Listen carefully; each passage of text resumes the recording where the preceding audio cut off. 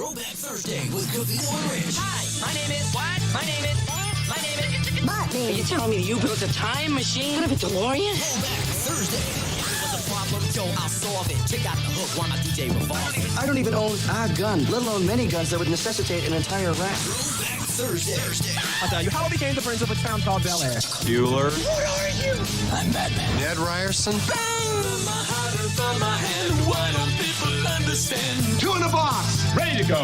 Me be fast and they be slow. It's Throwback Thursday with Covino and Rich. Covino and Rich. Hi, I'm Gilbert Gottfried, USA Up All Night, here at Kastabi World, New York City, getting cultured. And we'll be watching 2 movies as an antidote. The first one of them is Senior Week, about 2 good-looking guys and 2 dorks who go looking for women. And you'll never guess. Then, it's 12 angry women, all undressed up and no place to go, in Man Killers. But first, let's watch Michael St. Gerard, Barbara Gruen, George Clegg, Alan Nagar, and Janie Poteet in Senior Week on USA Up All Night. Gee, they're naked and they don't have any faces. Symbolism. 1, 2, 3, 4. Don't mind if I do. Covino and Rich. Honestly, how do I deal with you every day? Good old dollar on the radio. Yeah. Holy mother nugget. Holy mother meatball. I'm the smartest man alive. You're so ridiculous. What? You're such a fool. Get out of here. Oh, I'm a disc jockey. What's a disc jockey? Here we go. Covino and Rich. Let's go. Oh. Symbolism. Up all night. Welcome to the show, Throwback Thursday. To think that guy and those shitty movies kept me up all night as a kid. I'd be falling asleep in class because I'm watching Gilbert Gottfried, USA Up All Night. Rest in peace. Anyway, thank you guys for hanging out. Steve Covino, Rich Davis. Can you do me a favor, Spot? Can you look up Jane Petite and see how she aged? Janie Petite? Janie Poteet. One of the girls from that trailer, I was like, man, whew. Not bad. Hottie.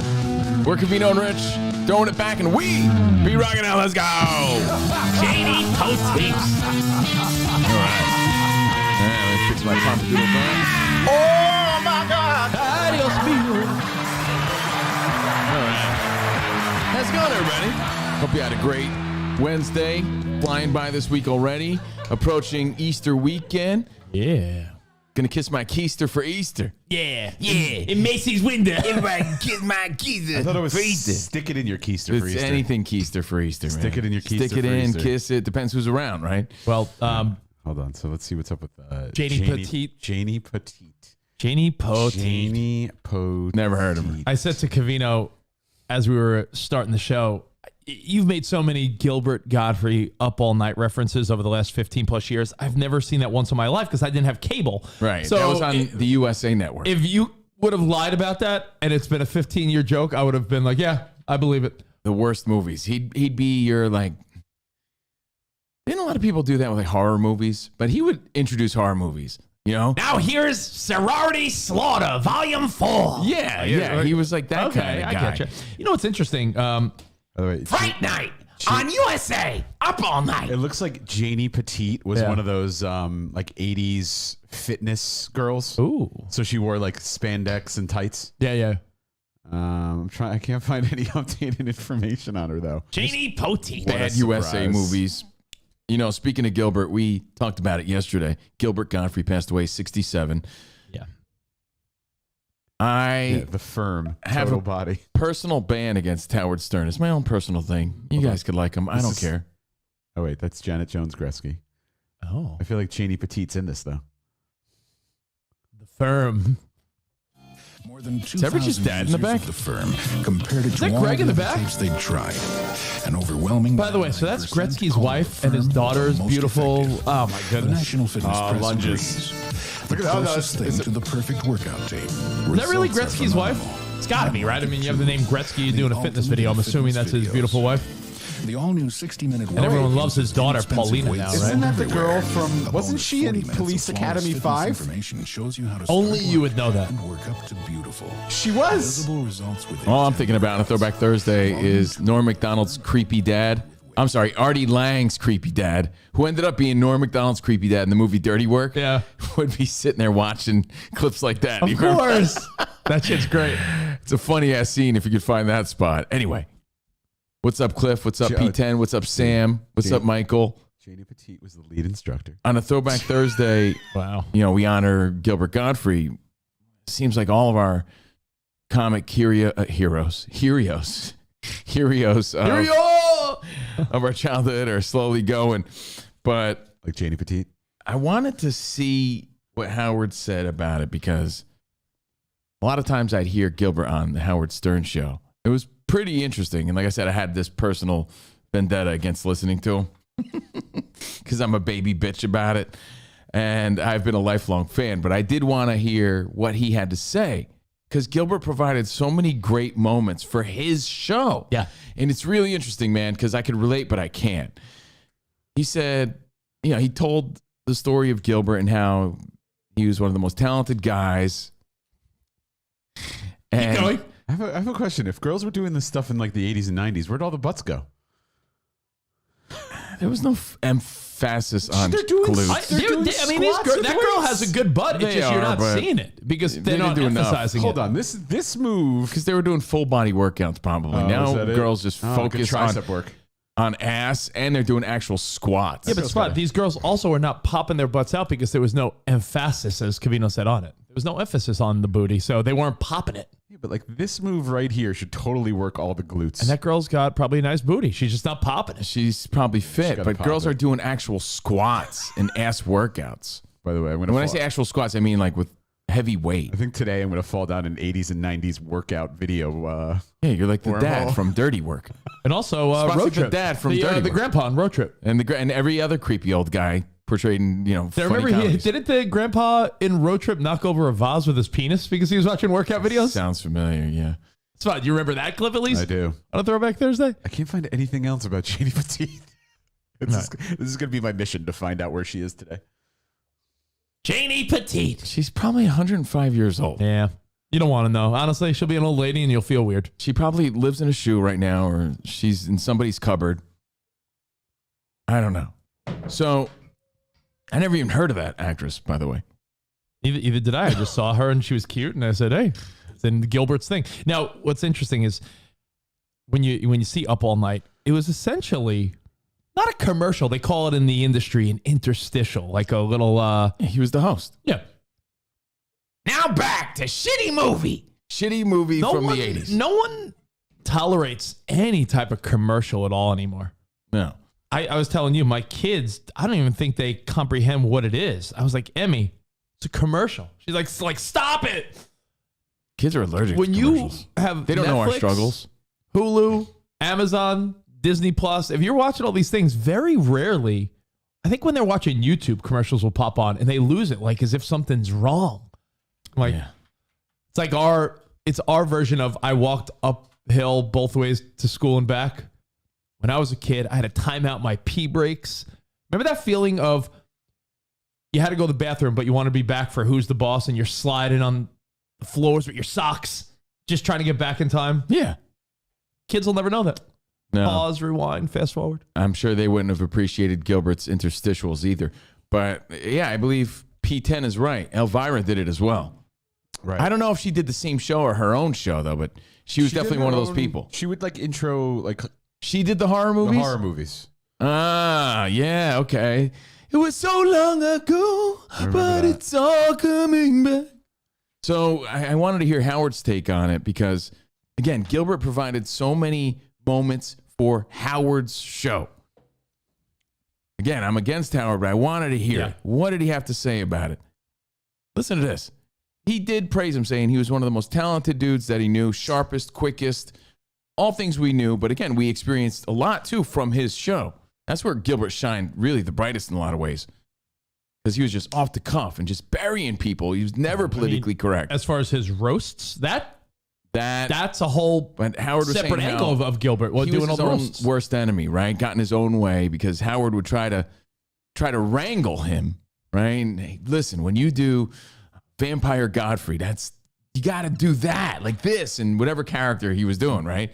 And Gilbert would always do the opposite. If someone said, "Hey, man, don't do jokes on X, Y, and Z," he did them just to piss everybody off. Like, and that was what was funny to him. Like, no one put him in a box. And you know what? I don't think he would have changed any of that because that's what made him him. Right. It's not like he was unsuccessful and missed his opportunity because he pissed people off. Like, but it did keep him from going further, right? Like, he could have been more mainstream. He had a Disney gig. Why didn't that go further? Probably because he was so off color. But he was true to his comedy, yeah, right? So he was true to the craft, and he was great living. Now, what I found interesting was Howard, because you said he had a falling out with him. I didn't know that. So I was interested in seeing, well, I wonder what he's going to say, because Howard probably distanced himself, at least this was what I was thinking, because of how politically incorrect Gilbert was in a PC world where Howard's trying to navigate those murky waters to the best of his abilities. Yeah. So he distanced himself from a lot of those things. Professionally, I get it. He said that Gilbert was on his show 122 times.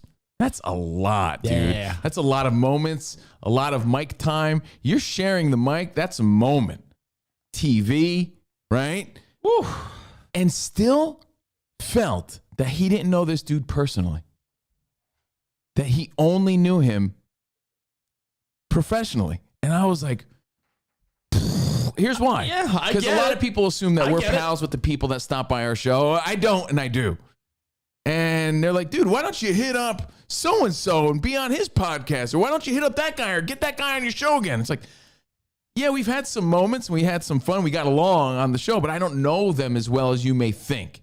But in reality, the most we've ever had anybody on our show was probably like 7-8 times. Yeah. Maybe.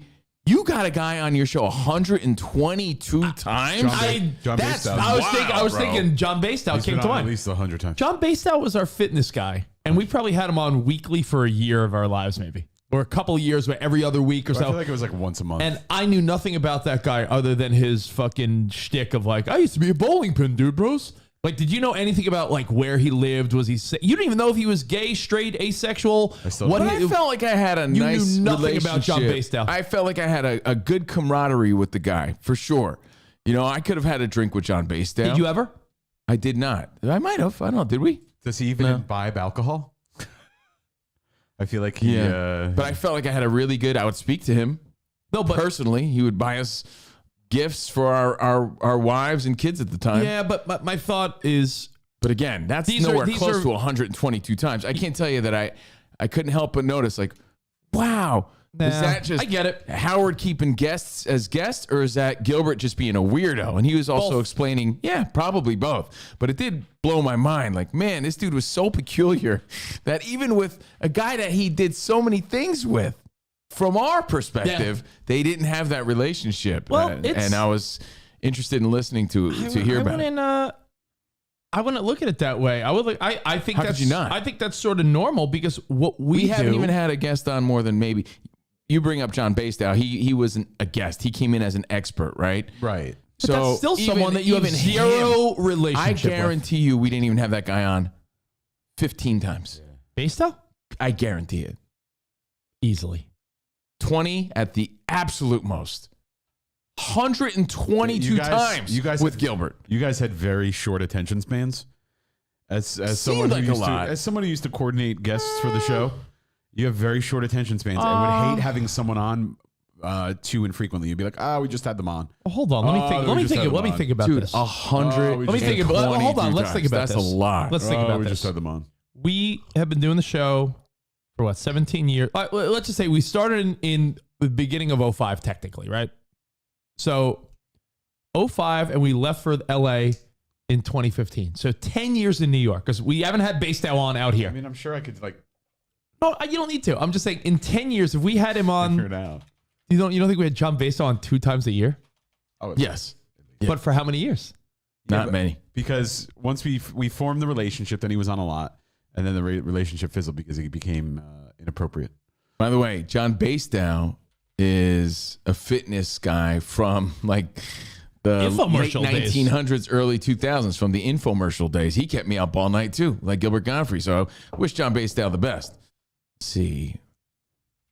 Innovator John Basedow moved on after Spot. What? John Basedow? Oh, maybe John Basedow moved on after Spot embarrassed him? Spot embarrassed You John embarrassed Basedow? No, I didn't embarrass him. You told him to beat it. Actually, Spot, this is the one time I'll defend Spot. Because Steve, who was that? Your mom? Hey, Dude, hey, 10. Call your son and his friend because they were the ones that didn't want him on, and I had to give him the cold shoulder. Yeah, he's So right. Talk to your son and your friend. And that's not what Okay? happened either. And maybe you didn't handle it properly. I don't know. being Just like you blamed don't for handle things that are that. not my fault. You're a very weird guy. Let me Why? explain. Oh, you want to be okay? John Basedow. You ruined. What? John Basedow. Why would you want to be blamed for something that's not your fault? It's not my fault, and it's a constant thing on the show about Basedow, me ruining the relationship. No, it's not. You guys did it. We told the story. The guy Everyone thinks I did. was rubbing all of our colleagues the wrong way. Yeah. We brought him on our TV show, and he was relentlessly hitting up our producers. He was hitting up people at SiriusXM, and he became associated with us. So they were coming to us, our colleagues, professionals, like, hey, you got to tell your bud, nice guy and all, but to back off. So we're like, hey, look, we just know him professionally. He's a good dude. So we had to tell Basedow to be like, hey, look, man, back off. And he didn't take that kindly because he was one of those very aggressive dudes when it came to pushing his product and pushing his website. Like, I guess we're not dude bros anymore. Yeah, Is that so what he he says, took it Spot? 'Cause personally. I never talked to him. What did he say? So we had Spot say, hey, man, just I'm like back off a little. I kept pushing him off and pushing him off because he kept wanting to come on, and you were like, So honestly, Basedow did that to himself. He didn't know his boundaries. You're like, nah. He didn't know his boundaries, man. He didn't know his boundaries. He Yeah, didn't. guess what? You know what it is? I think it is a case of no one's to blame other than boundaries not being understood. He stomped all over him, bro. That guy totally. And he was a nice It guy. would be like you telling your neighbor, He's just one of hey, those. anytime you want to swing by for a drink, Right. come on by. And that's like every day he's like, hey, what's up, neighbor? Want to have a beer? And you're like, I sort of like didn't Ding mean dong. every day. Come, you know, like John But anyway- Basedow took the open invite. Like, you know, when your mom would always tell people when you were a kid, we should get together sometime. Like Yeah. the fake, let's get together. John Basedow took it as when you were like, yo, I'll see you soon, bro. He's like, soon meaning like in 2 days? Yeah. Yes. And he was relentless and aggressive and never took no for an answer, which is good, but not when it's making us look bad, right? Yeah. So that's what happened there. But even so, we had that guy on as a fitness expert often. I think the point. I felt like I had a pretty good relationship with him. No, the To point, have someone on 122 times and share those That is moments crazy. hours at a time, it was just odd to me. But like I said, it made sense, but it didn't, because I could understand people think we have these relationships that we don't. But at the same time, how odd it seemed to hear that from his perspective. Yeah, I But then think it's again, odd, but then when I really think about it, You could work with people day in, day out and not Yeah. really know much about their personal life. yeah, I mean, So, but I just assumed they were friends, right? We- You assume that. we try to create that atmosphere when we would have interns or producers other than Spot because we wanted to create that family type of like, yo, everyone's welcome atmosphere. Right. But like, I'll be honest, I've invited Tata, Jake, Archie, all to like my home, to parties, to holidays, and we become friends beyond radio and broadcasting. I can promise you, other shows at iHeart, SiriusXM, Pandora, Stitcher, Spotify, I can promise you, other podcasts and shows are not palling around with everyone on their team. I can promise you that. The only personal interaction that Howard and Gilbert had, and I'm just filling you in because I found it peculiar, because a lot of us knew Gilbert either from USA Up All Night, his comedy, or Howard. He said was Gilbert had like an appendix issue, and Howard went to visit him because they thought he was dying. Oh, wow. And Gilbert was so cheap. You know, Howard did the can I get you anything? And he actually like wrote like, yeah, I need slippers. And like, I need underwear. And because he was such a cheap guy. Bring me some socks. Yeah. And would always take, he was the type of guy that came in and like whatever he could take, he would take because he was such a weird, peculiar, cheap dude. So anyway, Throwback Thursday. I used to love USA Up All Night. I really did. Because that for me was like, ooh, parents are sleeping. I get to watch, Killer Clowns from Outer Space. But of course, the edited TV version. Someone brings up a good question. Boston Sal hit us up. Mm-hmm. When you talk about getting together and people overstepping their bounds, or some people, there's so many empty invites like, hey, we should hang sometime. And you don't mean it. And then there's other people that do mean it. It doesn't happen anymore, but would it be weird if someone showed up unannounced to your place in 2022? Because now there's no excuse to ever show up unannounced anywhere, right? That's the old Sebastian Maniscalco bit. We got company. We got company. Like, come on in. Who's at the door? Like, yeah, it could have been your dad's buddy. It could have been the neighbor. Let's see who it. Oh, yeah. I mean, it's one of the best bits. That doesn't exist anymore. It doesn't now. You're like, who the F is that? Yeah, that doesn't exist. That doesn't exist. So it's a weird thought to think. Like yesterday, unannounced. Like, yesterday, someone knocked on my door, and I, unlike you, not that you're rude, but like I have patience with customer service and stuff, or telemarketers. You're like, get the fuck out of here. Someone knocked on my door yesterday. Mm-hmm. I felt like Steve Covino for a second because it was two kids trying to sell some solar shit, and the whole time I'm like, are they casing the joint? So I was like, what? They look like 20-year-old kids. And they're like 20-year-old kids with short sleeve shirts. At first, I thought they were. Don't be those people on those Nextdoor and Ring apps that like anytime they see something slightly out of the ordinary, they immediately report it. There's a man walking down the street. He looks suspicious. I'm not on any of those apps because I don't like to live in the fear world that you live in. But yesterday I was like, what are these? Who are these kids? I see them walking around my neighborhood. I'm like, the alternative is have your head up your ass and not know anything that's happening in your neighborhood. I like that. Yeah. I mean, that's why I know there's helicopters and police cars everywhere. Well, I guess I'll just continue watering the lawn. Yeah. With Dr. Brown Thumb. Yeah. Are you Dr. Brown Thumb or Mr. Brown Thumb? I think he's Mr. Brown Thumb. Oh, he's working his way. I'm working my way, guys. He hasn't gone to Brown Thumb Medical School. One day I'll get there. One day, not there yet, but one day. I've been gardening with Mr. Brown Thumb. He's been watering his lantanas today. Wow, wow, wow. Yeah. He won't leave him alone. Look at that. Tony's with me. He goes, dudes, I hate when someone knocks on my door now. They are 100% case in the joint, Home Alone style. It's possible. I'm also not on the neighborhood app, but when someone strange comes to your door, I'm like, but really, who knocks on your door anymore? You act like I'm like the people delivering packages. He's acting like I'm the neighborhood vigilante, like that guy. Who was that piece of shit that killed the black kid? Oh, George Zimmerman. Yeah, George Zimmer. You act like I'm like Zimmerman. Who's outside? I have a ring a ring doorbell. When you have a ring doorbell, you get notifications all the time. And of course, Jordan has that neighborhood app, but thousands, millions of people have that app.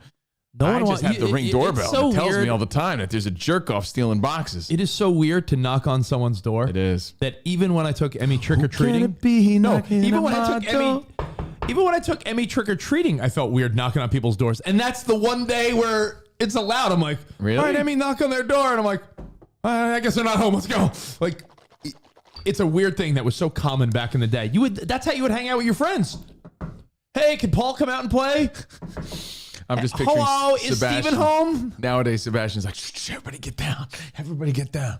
Who is it? Like, who has the balls to be stopping by right now, knocking on the door? Yeah, it's a totally different thing on a Throwback Thursday. Knocking at my door? So we threw it back. It's Covino and Rich. By the way, everything's at Covino and Rich. Easily, like I'm combing through old logs. Mm-hmm. Yeah. Easily 20 times. Basedow, Dating back to 2007. Wow. Yeah, I mean, but dude, 122 times, you think you start to have a bit of a personal connection because they're the talent, right? They're the guys. But I'm like, man, they really kept it Hollywood and professional.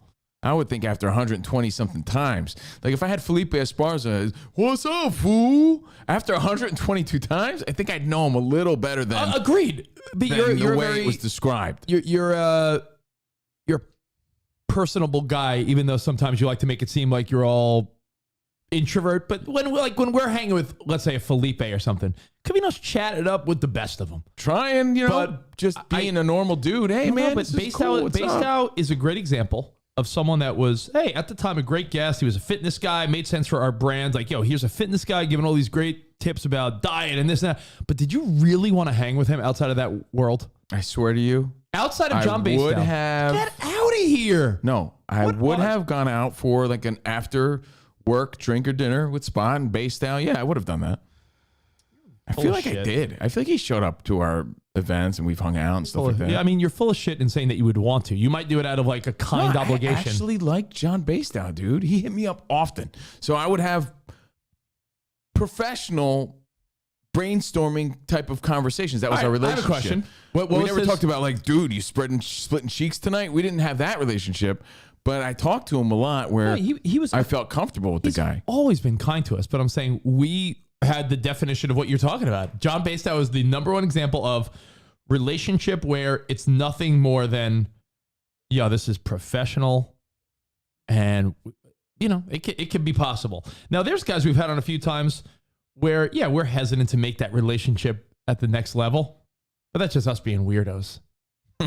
Right? I mean, I guess. Yeah, you never know. So just some observations on a Throwback Thursday.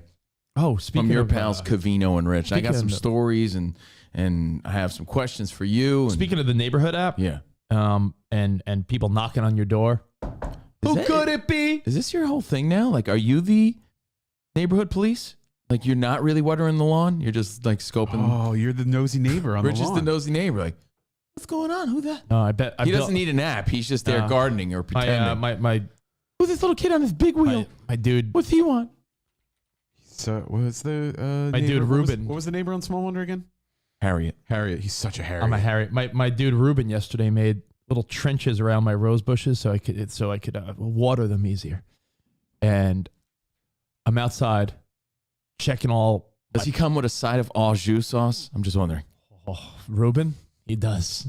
Au jus. You never had a Reuben? Reubens usually come with au jus? Yeah, no, Reuben sandwich. A French dip comes with au jus. I used to serve. Hey, maybe I served them wrong all the time. You probably did. A Reuben does not come with au jus at all. I just went with you. A Reuben has nothing to do with au jus. However, I used to serve them that I'll way. be honest, I'll dip anything in that au jus sauce. I'll dip maybe that's French why I never got fries. the I'll tips dip. I thought I deserved. I mean, it's like a beef broth. A hot au jus sauce with a French dip is a great sandwich. It might not be as good as a turkey O'Toole or a Reuben, but you ever have a Sergio dip with au jus sauce?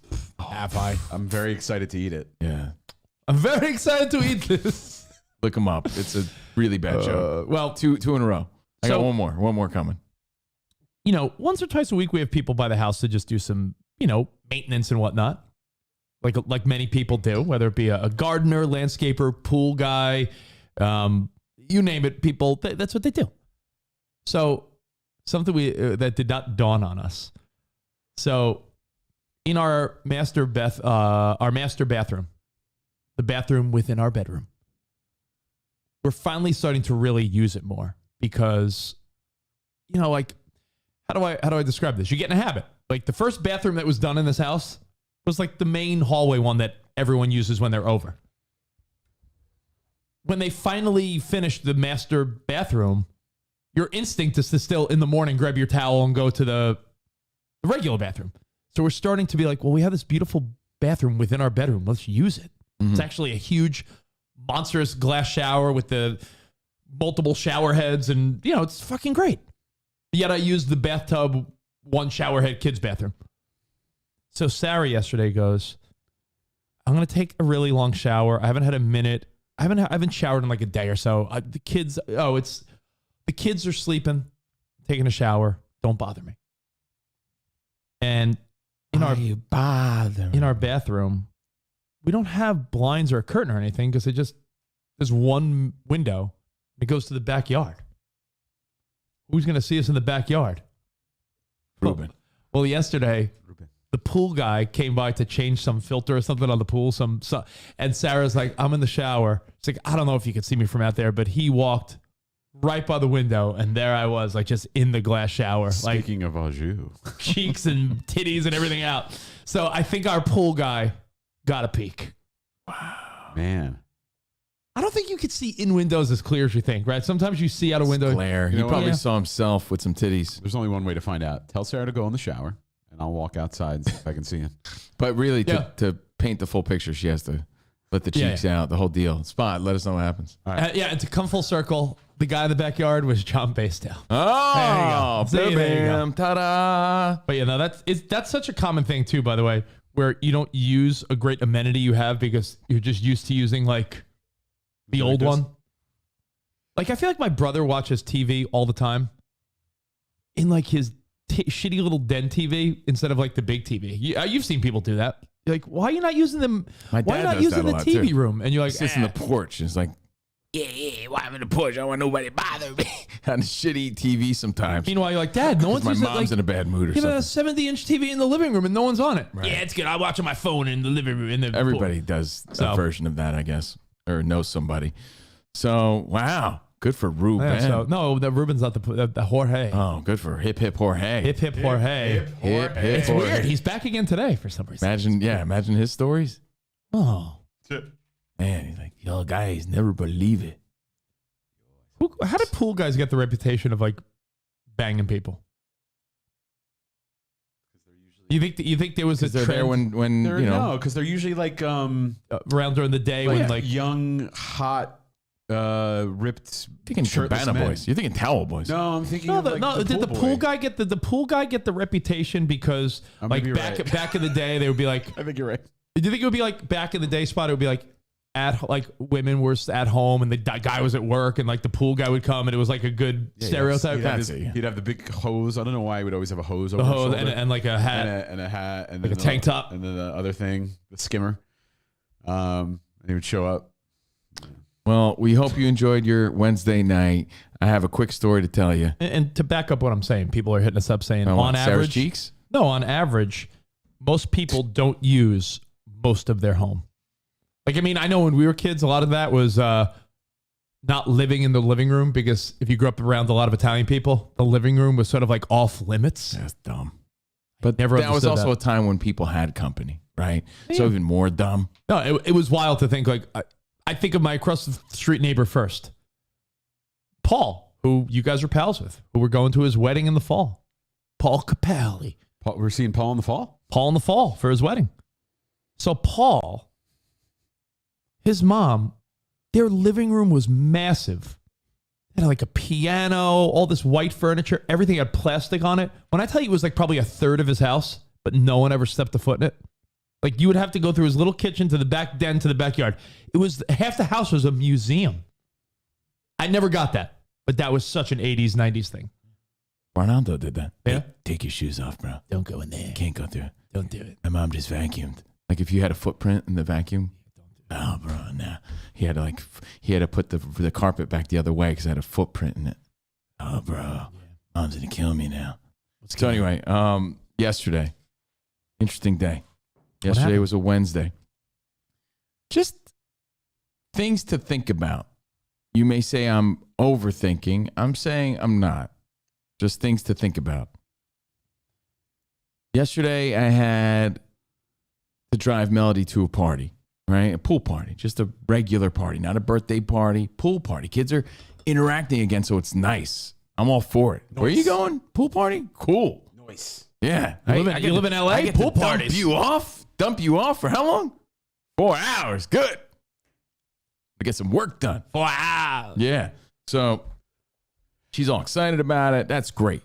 So living the dad life. I got to take her to, as your dad and my dad would say, out of Mongolia. It's like far. I'm like, this kid's in your school system? Does he live all the way out here? Man, this kid lives in what was it, like Guam? It's too far. Guam or Outer Mongolia were definitely faraway places for our parents. Where's he in Guam? Tell this kid to stick it in his keister for Easter. But it's a town that I don't even like recognize. And I've lived here for a long time. Like, you've heard of the towns. I know. You live in Sherman Oaks, so you're thinking, I know North Hollywood, I know Studio City, I know Encino, Tarzana. Don't even mention it because, I'll tell you as I go. Like, I mean, I don't even know where that is. Yeah, me either. And I'm like, this kid goes to your school? Where the fuck am I going? Hold on. How do I get there? So anyway, I'm like, all right, yeah, sure. Of course I'll take you, Melody. I'm your dad. How do you not know where that is? I Never heard of that in my life. I've never heard of it. I mean, Let me guess. Is it north on the 405? It's north of, probably north of Encino, in between the 118 and the Well, I don't know, man. I feel like I know. It's towards the 118. It's like northern. I feel like I know town names around here. Like Covino said, like Encino, Tarzana, North Hollywood. Yeah, I get it, but I've never heard of wherever he's talking. It's a little bit north of Northridge. Take this chat for what it's worth, okay? Close to Porter. It's very close to Porter Ranch. Because here's You've what heard that, right? Granada Hills. You've heard of that? I've heard of all It's all up but I've there. heard of all those towns. Anyway, so I'm like, okay, I'm just telling you the story. Remember our listener Venus? Yes. She used to live in Chatsworth. Okay. Oh, sorry. Take this chat for what it's worth. What does it matter? It's a huge town. How do you know? How do you know I'm about to talk about? Oh, sorry. All right. But I'm saying, anyway. Sorry. I drive her to this town that I've never been to before. Now, keep in mind that leading up to this was a message from the mom. Hey, it's the mom. And we're having kiddies over. Oh. And we're going to have snacks. Make sure you bring your bathing suit. We'd love to have you. Gotcha. From the mom. Right? Cool. And I just got a screenshot of this message and the address. I'm like, sure, I'll take you. So I get there. I've never been there. And Melody's all amped. She's like, I heard he's like rich. He has a nice house. And then there's a sense of pride that you get about yourself. Like, fuck him. Fuck this kid. But yeah, you're like, yeah, well, what? We don't have a nice house? What? I guess we're Hal. You start sounding like your mother. I guess we're Hal. Our house isn't good enough, right? You feel a little competitive. Do they have an opulent chandelier? I doubt it. No, yeah. So there's this. How high are their ceilings? A hint of that. Now, keep in mind again. I get there. I'm like, oh. You pull up, and honestly, this part of LA, you feel like you're in like Joshua Tree State Park or something. It's like you're like in Bedrock. You're like, where's this mountainous fucking town with all these rocks everywhere? I'm like, what is this town? I've never even been in this town. So anyway, I get there. You gotta drive around more, dude. In that specific area, no, I don't think I have. There's a nice but shopping anyway, center up there. So I got my iPhone. Remember, I had to go all the way there. That's how I know how far away it is. Remember, I couldn't find an iPhone because of the COVID, the shortage. I had to drive to that town to get my iPhone. It's far. It's not close. Anyway, continue. It's closer to you.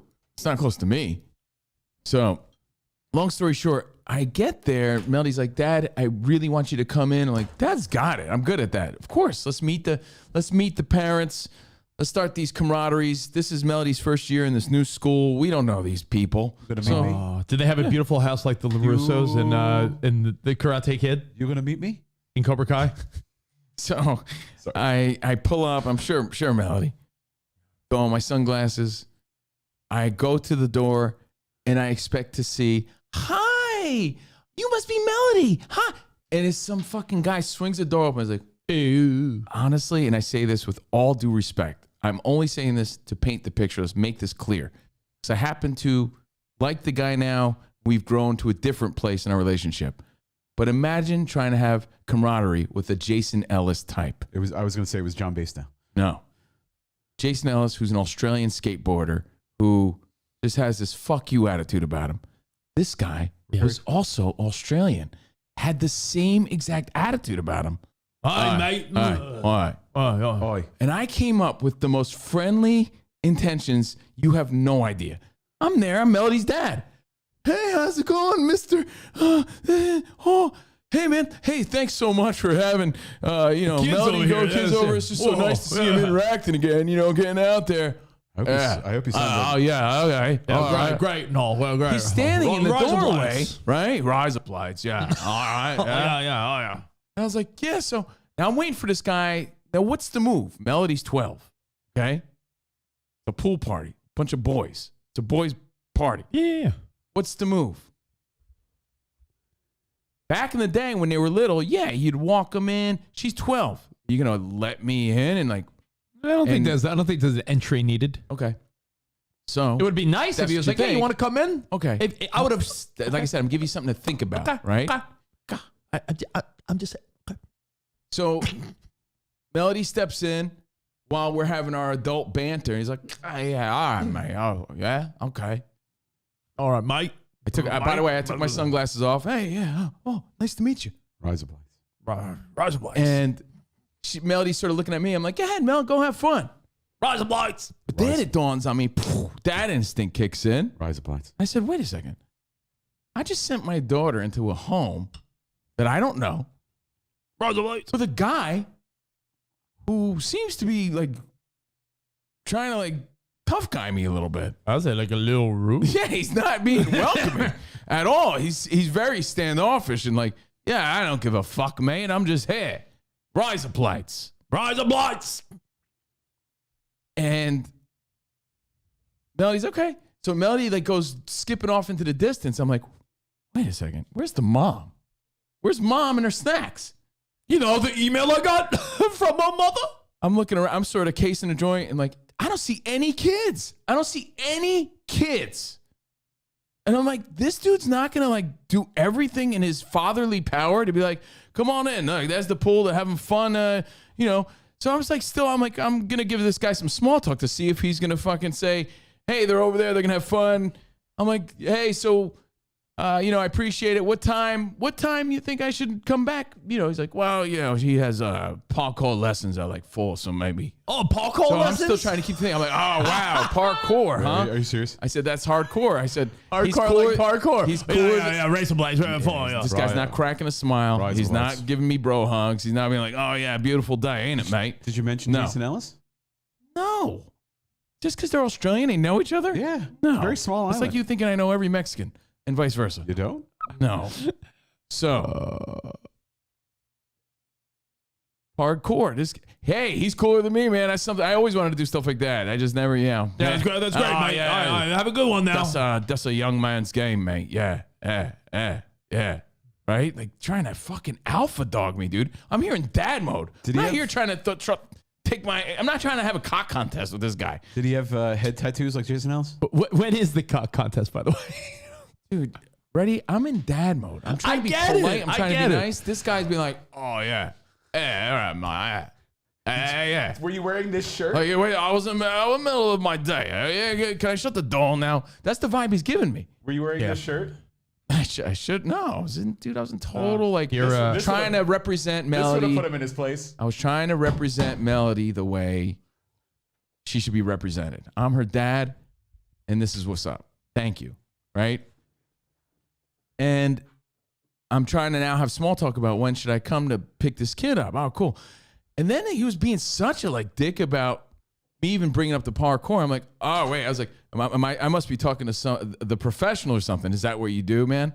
He's like, I do. Yeah, it's a young man's game. Stunt man. Like, stunt man? Yeah. And then I'm looking around and put it this way, as I was kid, I'm like, where are the kids? I don't see any kids. I just saw my kid run off into the house. Was he dressed like to go in the pool? Could have been. Oh, okay. Yeah, it's just like he's fucking chilling out at his home, right? So I feel like that would have been a red flag for me if I didn't see kids. Your daughter's going in for a pool party and he's dressed to go in the pool. That would be weird to me. Long story short, guys, too late. I know. I didn't say anything. I'm casing the joint because I'm looking for kids, and I see movie memorabilia. Rich, like this dude didn't just do stunt work for crappy movies on USA. I was in Waterworld. Yeah, he was. No, you could tell that he was like in. I'll give you like movies, like Deadpool level, like Spider-Man level. Oh, so he's like a stunt guy. He's a superhero guy, huh? But he was being a dick. He was dickhead dad who had no time or patience or care that I was coming in as Mr. Friendly guy. I know you could look at me and think, oh, we had two dicks encountered each other, helmet to helmet. No, I came in super friendly, but now I'm picking up on this guy's vibe of like, he's not even like giving me like dad signals of like, I'm happy to have her. Yeah, cool. Yeah. The kids are going to be fine. Yeah. I got snacks. He wasn't doing that. Like he didn't do He was just like, yeah, what you want kind of vibe. picture I'm not here to sell you Cutco knives, dude. I'm torn. I'll tell you why. So then I have a Vato standoff with the guy. So I'm like, all right, you're going to be a dick? I'm like, well, I'm kind of like just looking at him like, What gives with you? So now I'm having an awkward Vato standoff moment. Like, where's the pool? Where's the kids? Where's the wife? Because you're a dick. And I'm just staring at him like, and I'm in my mind, I'm like, where are the kids? And I'm like, in my mind, I'm like, don't be a dick. I'm Melody's dad. Well, the pool's probably out back. Where are the kids? Where's the mom? I just sent my daughter into a stranger's house. I don't know this guy. Vato standoff happens where he's like, yeah, it's, what do you want? Is basically what he was saying to me. And I'm saying, I want you to tell me that my kid is in the backyard with your kids and they're going to have a great time. And see you later. Do you want, or show me the pool or something. Do you want me to, for the fun of it, give you the flip? Or do you want me to just be like, yo, bro, you're right? Because I can give you both. I can give you both if you want. I'll wrap you tell up the me. Story. What do you want? So I got in my car. I'm like, all right, cool, man. All right. Shuts the door like dick, total dick, right? Where I know if someone came to my house, like, hey, welcome, cool. And I, especially, again, I'm the father of a girl. So maybe he's the father of a boy, so he doesn't even have those instincts of, but if you're dropping your daughter off at a guy's house that you don't even know, I'm going to make you feel ultra comfortable that, hey, my girlfriend's here, or, there's another woman in here, or, yeah, they're going to be there, and everything's cool, and if you have any problems, give me a call. They're still kids. So maybe he has a different way about him because he's fucking Alice, mate, or because he's the father of a son. I don't know. But long story short, I got in my car. This kid does hit up Melody immediately. Melody, are you good? Yeah, I'm good. But I drove away with a very uneasy feeling, and I was uneasy the whole time. Here's why.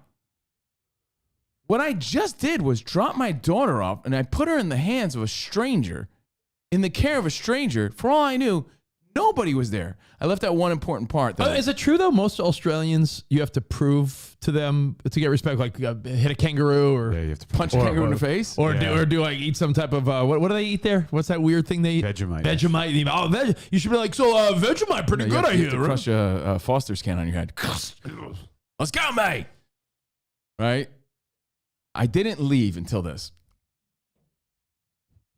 I heard kids like laughter in the backyard. Okay. Not in the house. I heard kids. I'm like, all right. Okay. Got in my car and I hit up Melody immediately. I'm Melody. Are you good? She's like, yeah, I'm good, Dad. Okay, cool. Call me if there's any problem. He's a stuntman. Maybe he had access to like looped audio. But let me give you the dad reminder here. You don't know these people. Yeah. Should you always expect and assume the worst? No. Right? But what I essentially did was I put my daughter, I gave her to a house and a man, and for all I knew, no one else was there. Like, you know what I mean? Like, I didn't feel right about that. That's how shit happens, dude. It's valid. Yeah, like that's terrible parenting. If I didn't hear those kids, I didn't see them, but if I didn't hear those kids, what was I doing? I just dropped my little daughter off, who's growing up, who other dads are going to be seeing in bathing suits and things like that, and I left her there. And I'm like, man, that could be a really dangerous scenario moving forward. I know that sounds creepy, but I'm telling you, like, he didn't do anything, not one thing, to make me feel as a parent. She's good, man. Thanks for bringing her. All right. See you later, mate. Nothing. And I'm like, what a jerk off, dude. So I drove home. Dickhead dad encounter. Had the Vato standoff. It was very awkward. Now, fast forward. Mom hit me up. She wasn't there, which I also think was a little careless. It was like misleading, false advertising. I felt like I was led to believe that, oh, mom would be there. She wasn't there. She hit me up. She's like, oh, sorry, I had to go back to work, but Melody was great. We had a great time. And then I had a really nice conversation with the mom via text, like, it's really nice that the kids are playing. Let's do this again sometime. Yeah, Melody had a blast. The kid is super rich, apparently, which, again, hit my ego a little bit. Like, oh, yeah, so they had like a slide and everything, like into the pool. They got the Daniel LaRusso house. You got the Johnny Lawrence apartment. Dad, you don't even understand. I'm like, tell me you got Coors cans like Daniel, like Johnny. You don't understand how rich they are, Dad. Like, yeah, why don't you rub it in, Melody? But nothing happened. The family was great. So let me also make that very clear. They were great. when the mom got back from wherever she was, she hit me up and made me feel great about the whole experience. When I picked up Melody and I saw the smile on her face and these kids running around and having fun with Melody and her being a kid and her showing me the videos, look at the built-in underground trampoline that they had, Dad. And look at the grotto they're diving off of. Shut up. Yeah. Yeah. Like, Dad, you don't even get it. You didn't even get to see it. I didn't even get to see shit, right? I have 2 thoughts. It was all worth it, but I can't tell you how uneasy I felt leading up to that. And I just wanted to throw that reminder out there to you. Sometimes you're like, there, yeah, go ahead. How do you know who's inside? That's what I'm saying to you. Because from my visual, it was just a dude. Just a dude. And here's my little kid getting ready to take her clothes off to go swimming with who? Where are the kids? I couldn't help but think of all these things. I know you might think I'm crazy, but our job as a parent is to protect your kid. That's my story. It ended up having a very happy ending. I hope to send her there again. It's going to be awkward with this guy. Oh, when I picked her up, I saw him. I was, hey, man, thanks a lot. He gave me one of those. That was it. But I got to tell you, it was awkward. Maybe he was like taken by me. Young guy. I expected an old fuck. I don't know. But I'm telling you what happened. I wonder what kind of stuntman shit he has in his bedroom. I understand where you're coming from, and you were completely 100% justified. But it is slightly unfair to, you're in a single father scenario. It's in certain situations. He's not a single father. No, but you know what I mean. It was advertised You know what as, I mean? hey, but you know what I mean. Snacks and sandwiches. So dad can't make snacks and sandwiches? That's what I'm saying. I am the father of a daughter. You're going to leave your daughter with a guy you never met in your life? It's slightly unfair. What is that? It's slightly unfair to throw a stigma on a father who is just trying to oversee a party. But he should also know, as a father, I'm going to make you feel comfortable. Right. That's where I completely 100% wholeheartedly agree with you. But it is slightly unfair to immediately be like, who's the the league leader of going to be automatically he's going to touch kids, being creepy around a girl? I'm just saying, it's a natural thought when you're leaving your kid in a stranger's home and you don't see anybody but a guy. Rich, you see a man. That's it. You know, there's going to come a time where Emmy's going to have her friends over, Sarah's going to be busy, and you're going to be in the house with Beef Ball, and you're going to be overseeing a party. I would never want that stigma on me, Spot. That's why I would eliminate it immediately. Right. You see the difference, though? I completely see your point. Dad's dropping his daughter off with me. Yes. I completely agree. I'm going to let you know that you're in good hands. He's like, all right, what you want from me, mate? Like, I just want to know that my daughter's all right. And it was awkward as hell. That's why I completely agree with you. So and I agree with your sentiment. I was just saying, like, it is slightly unfair to stigmatize a father. So she had a good time? She had a great time. Awesome, man. Yeah. So it has that's why I feel comfortable sharing the story with you. Was I wrong? No, I don't think I was wrong. But did everything turn out okay? Yeah. I mean, and my instincts were telling me that.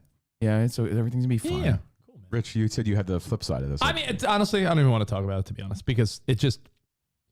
I'm going to be given a flip side, and then what will happen is... well, everybody disagrees with me already, so No, but what I'm saying is I'll give the flip side, and everyone will go into attack mode as if that's my opinion, but I'm just giving the flip side, so I'll just What say, is the flip side? The flip side is, your daughter's 12. When you were 12, your parents had no clue where you were. Not that was right, but when I was 12, you think my parents investigated where I was going and what parties? I know I'm not a girl, so I know every answer you're going to tell me. No, the one difference is...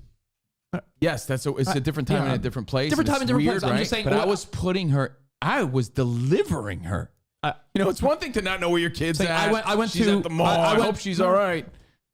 I went to pool parties and things when I was 12. Roller skating rinks, parties, kids parties, pool parties, different things when I was in 6th, 7th grade around Melody's age. And I don't remember ever like a parent being like, let me investigate the scene. Different time, different place. I'm a boy. I get it. I'm just saying... You would be like 10 and you'd be like, Mom, I'll be back for dinner, and you'd ride your bike around town. No one knew where the fuck you were for a day. Totally, but like different I said, you time. Don't see the difference. I get it. I felt like, am I the fucking worst parent ever? No, I heard kids. I definitely heard kids. Were they birds? No, they were kids. I heard kids in the back. I'm good. I think the only thing where this story has some legs is the fact that this guy had options on how to play this. and by being standoffish and not super endearing, that is where this is even a story. Because if he was like, hey, what's up? Steve, nice to meet you. My name's Al. Oh, the kids are getting a great time. In fact, Didn't even shake my hand. My wife. Listen, let's play it out this way. Let's play it out this way. Tell me how you would have felt. Did he give you an oi? That's. Let's roll. He gave me like leaning on the door. Let's role play. What do you want? Let's role play. All right, go get my real touch. No, let's role play. Knock on the door. I'll be the guy with a different approach and tell me how you feel. Go ahead. Oh, hey, what's up? Oh, hey, hey. Oh, my name's Al. Melody's dad. What's up? Great. Hey. Yo, Melody, I'm so glad you could get the kids. I'm already feeling better than I did in this experience. Man, we are gonna have a great time. I got some food for the kids, some snacks. Okay, so I had reason to judge, right? I mean, and just making sure Melody could swim good, right? Great. Safety's important.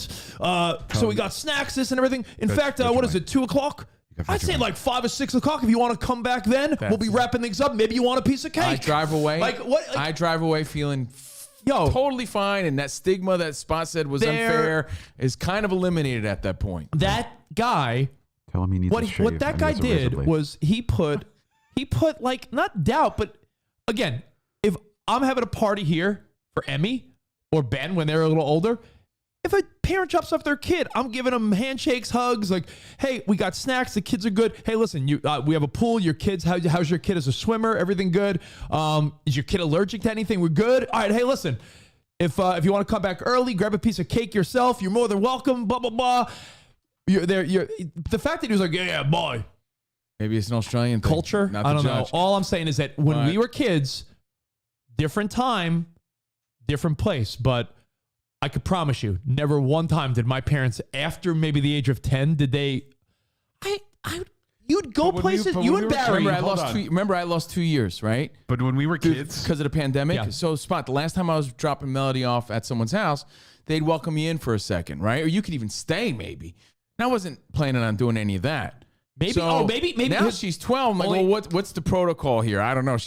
We fast forwarded a few years. Only excuse that I could give this guy, because it seems like he was just standoffish. And it turns out everything was great. No. But the only excuse I could give this guy is that he's like, oh, if I'm a little too friendly to people, they may want to stay. Right. He might have been like.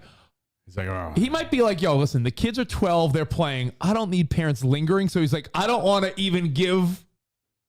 That vibe of like, stay if you want. Only 2 girls there. Like, make the dads feel okay about that. You know what else was different when we were kids? Mom was always home. Not to be sexist or anything. No offense, your mom is. But mom was always overseeing parties, no matter what the situation was. Your mom might have a selective. Dads were always off doing something else. Your mom might have a selective memory here, Cove. With all due respect, she said she knew where you were at all times when you were 12.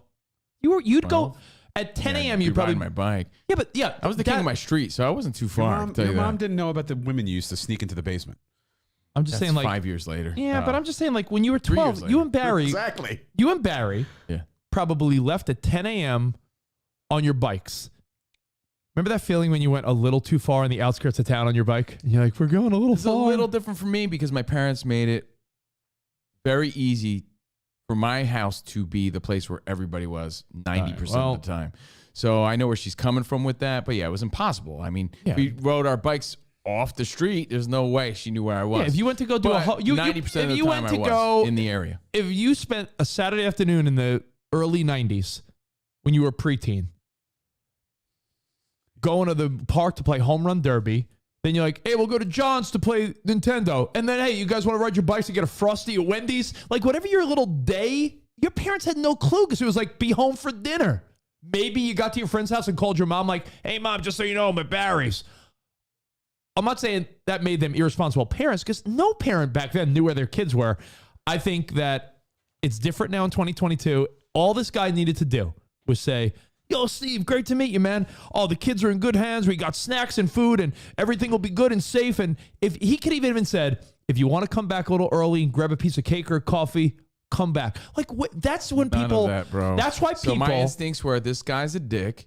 Trust my instincts. No, it's not your. Where were the kids? Yes. And then I got to tell you, every time I hit up Melody and she wasn't answering, I'm like, what is going on? I'm like, oh, she's in the pool. Okay. Yeah, but you know what? Your instincts are right because you're a protective father, which you should be. But my point is, This guy. By the way, I didn't let Melody in on any of this. Yeah, Do you want me to have this do you want guy's me to the problem. Do you want me to call my buddy Jason Ellis and have not him at activate the Australian contingency to take this guy out? There is no reason. Exists. There's no reason whatsoever The Australian contingency. for this to even have been a conversation, because this guy should have simply.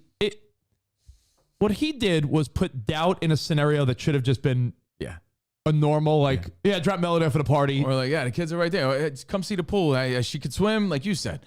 And they're like, all right, cool, later. But anyway, here's the other funny part of the story. And like I said, by the way, it ended up being great. So I'm just telling you where my mind went and what was happening. And so, and to rethink those things, man. You never want to be the one to put your child in a bad scenario. Yeah. Right? If he's it's just a stunt guy. reminder. Consider this a PSA from a dude whose mind went a million different directions. Because again, I went from like 9 years old where I was bringing Melody into someone's house and I knew the parents. Have a new take. To 12 years old, like, I don't know this guy from anybody. He could be a fucking criminal for all I know.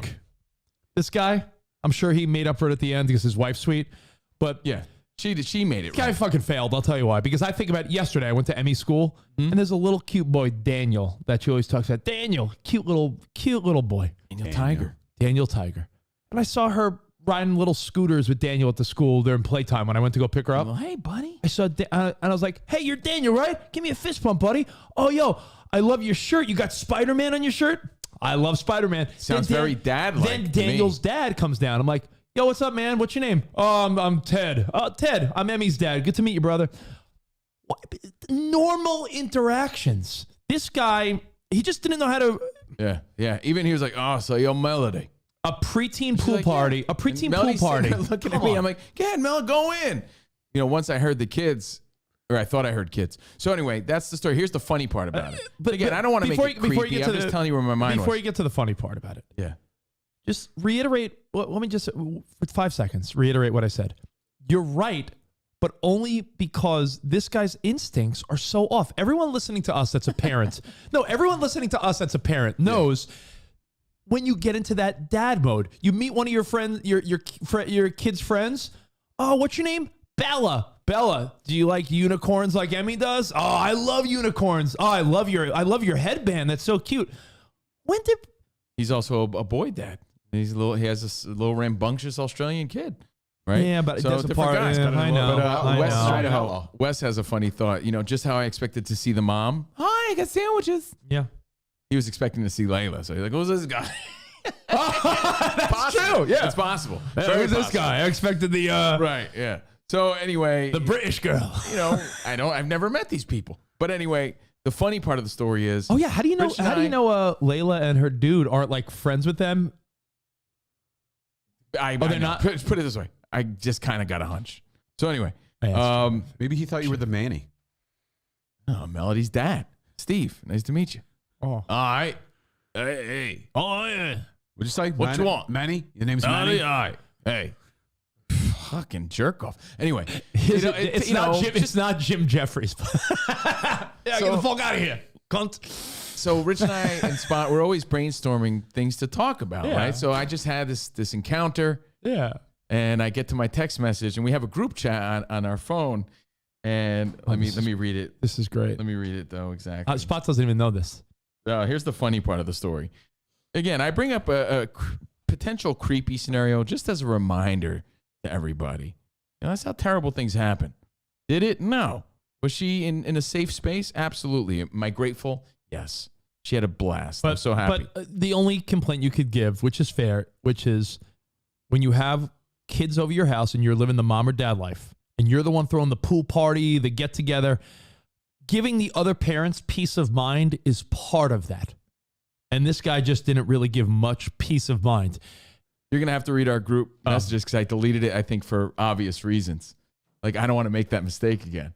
So instead of texting Rich and Spot about what just had happened so we could discuss it tomorrow, I texted Rich and Scott, who's our boss at Fox Sports. I did it again. He did it again. He texted me and the boss from Fox of Fox Sports. And here's what I say. Tell him. Can I read it? Yeah. Okay. Drop Melody off at some kid's house in Chatsworth, middle of nowhere, and the dad seemed like kind of a dick, to be honest. Something to talk about tomorrow. And I'm like, as I'm thinking, like, Covino.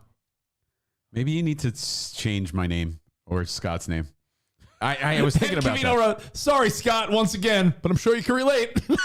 Scott's a dad, right? So Scott's a dad, so I'm like, sure you can relate. And then you know what he says? He goes, definitely can relate to that one. And Covino goes, yeah, Scott, turns out he's some stunt guy, blah, blah, blah, Australian guy. When I was trying to be the friendly guy, then I got the Vato standoff. It was awkward. And then our boss goes, yeah, what a dick. So our boss hit us with, man, what a dick. I mean, you're bonding with our boss, but again, it was a good laugh, but I can't make that mistake again. Yeah. Like, lucky I said something relatable. Your two mess ups texting the boss have been funny. You just gotta, you lucked out. Maybe it's a nice way. Maybe it's a sneaky way to bond with. It's like the Larry David accidental text. Yeah, because it worked twice. Do you remember the Larry David Curb Your Enthusiasm? Like, yeah, man, what a dick that guy sounds like. The accidental text is a thing. Just to create fake conversation. You remember that episode of Curb? No, I don't think so. It would be like me texting you, like, man, Covino's really fucking talented. And I sent it to you and be like, oh, no, didn't mean to send that to you. But like now you're like, wow, man, thanks. Yeah. Oh, I meant to send it to Spot. Like, oh. But anyway, yeah, I was embarrassed slightly, but our boss is a cool younger dude with kids. So he's like, yeah, I can relate. And yeah, man, wow. He goes, what a dick that guy sounds like. So the shit was funny. It's a weird story that had a very happy ending and just serves as a reminder to all the parents out there. The motherfucking end. I have other things to discuss, but I don't want to hog off the show. I don't want to hog off the show. Hog off the show. You want to hear another dilemma? It's a fun dilemma. I do want to hear a dilemma. And by the way, the reason we started 50... discuss the ultimatum. The minute we started like 15 minutes early today, at 11 a.m. this morning, I got a jet because at the school, there's a big Easter egg hunt and the Easter Bunny's coming. So I figure I'm not going to want to miss that. So what time you got to bounce? Like 5 to 11. The school's down the block. So like 10 to 11. All right. So let's keep going. Let's keep it going. Now, Spot, I just sent you a picture. All right. You want to get into your dilemma? It's not a dilemma. You said you had a dilemma. It's more of a... You going to make lemonade? It's more of a, do I choose A or B? That's all. So first off, let me give a shout out. Shout out to the wonderful family that welcomed my daughter yesterday. Yeah. There you go. Yeah, seriously, I was, honest to God, grateful. And shout out to Michael Graham, who celebrates a birthday today, right, Spot? What's up, Michael Graham? Michael Graham, happy birthday. Oh, Trevor. And Trevor. Shout out to themodbarn.com. Who's themodbarn.com? Themodbarn.com is the company that did our studio. They customized it. Looks great. All of it, the shelves behind us, the desk, everything the walls, everything you see. The wood, it's how do you describe this wood, Spot? It's reclaimed wood. By the way, here's the photo you sent. Oh yeah, this is Emmy on her way to the Easter party. So that's where I'm going to jet a little earlier today. Look at those bunny ears. You're going to leave that little sweet thing. How could you? In the presence of a dude who's treating you like a jerk off? Ah, she's fine. Later. Yeah. What? No. And all you see is the guy? Yeah, you're going to feel weird about that. Trust me. Especially when she gets older. And what about the other photo? Did you need? Well, the Mod Barn, our buddy Ryan Jestin, great dude, handsome guy, talented. He did all this work here. Show you the one shot. See the wood over the side there? Wood. That's horse fencing from Montana. Right. So Ryan also did my patio doors, right? And it came out great. We talked about that. And while he was there, I was like, Ryan, I think I got an idea. Oh. Spot, I just sent you a picture of the sauna with the cover on it. The green one, where it's all green. The all green photo of the sauna. I said, my sauna's broken. My sauna of rage. The sauna is in a space. Green. I said, I got an idea. I could sell the sauna for parts or get rid of it or throw it away. Can you turn that little space where the sauna sits into maybe a voice tracking studio? That would be sweet. Little studio? That's actually a pretty... That's a fantastic idea. Fantastic idea because it's right, you got to have great acoustics in that tiny little... Here's the work he did on your doors. Yeah, the doors came out great. Now, on the flip side of those doors, opposite is another little work space with those doors, and then a space where a sauna resides. And I said, you know what? Can you do this? And he said, you know what? Let me get back to you. Now, here's the question. Question of the day. What seems better? I got to give you the numbers, too. Okay. All right. Oh. I was going to say what to do. Oh, there's numbers. I love it. Okay. Let's go. And this is quick, too, because I think you're going to find this interesting when you see it. But I do want to provide a visual for people on Tier 2, and shout out to Tier 2 Plus. Everyone watching what we do, I appreciate it. We've seen the inside of the sauna. Throwback Thursday. Courtesy of the Sauna of Rage. This is where I rage behind the velvet rope on Patreon. I sit there. Here's the outside. And now it's a non-functioning sauna of rage. So it has the cover. Yeah. So see how it sits in that space? Yeah. It just sits in that space. What I was thinking is... So it's not built in. No. It's just in there. It's just in there. So I could, take it out of that space. And if I remove the sauna, now I just have an empty space. It's like an empty little insert. Right. He said, listen, man, I got a better idea. Keep what? He goes, keep it, save the money, convert this into a little booth, voice tracking booth. Yeah. He said, do you feel like it's big enough? I assume that's what you were going to do. So now, hold on. The difference is a matter of 4 inches. Like, it only goes like 4 inches deeper. Is that a lot? I mean, you know what? It's a joke. I get the joke. But the difference between the space and the actual sauna is 4 inches. So I'm only going to gain 4 more inches of space. I'm offended, and that gets a ding. Long story short, guys, the question is, write that down. Do I fix the sauna? Do I fix the sauna for health benefits? Or do I convert that area, whether I use the whole space or the sauna, into a studio space? Now, where am I doing this work now? In my 12-year-old's bedroom. Right? In a spring break, she's there all the time. Every time I'm there, I'm either, annoying her and she's annoying me, and it's getting hot in her room, and I'm in a little girl's bedroom. Like, there's nothing cool about that vibe for me. You know what I mean? I hear I always you. get confused. The sauna, your sauna of rage, is a dry heat, correct? Yeah. So why not just sit outside in the summer? Because then now I'm announcing to like the neighbors. I'm on a patio. I don't want them hearing about I'm saying... instead of like sitting inside you're saying a dry heat sauna in Southern California is it seems a little not redundant. it's not like where you would want something like that in Minnesota. Yeah, it seems a little redundant. All right, so I think I've seen the Sauna of Rage not just on Behind the Velvet Rope. I've seen it at his home. I've been there. I think you really could, based on what you're going to show us. Yeah. I think the best usage of this, because a lot of times you're like, yeah, but you know what? I got a sauna. If you're not a sauna guy, then what would you use it more for?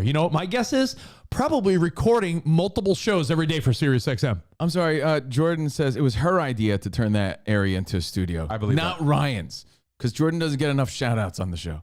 She should. Sorry. Retraction. Now she's old and wise. We're having this conversation. So anyway.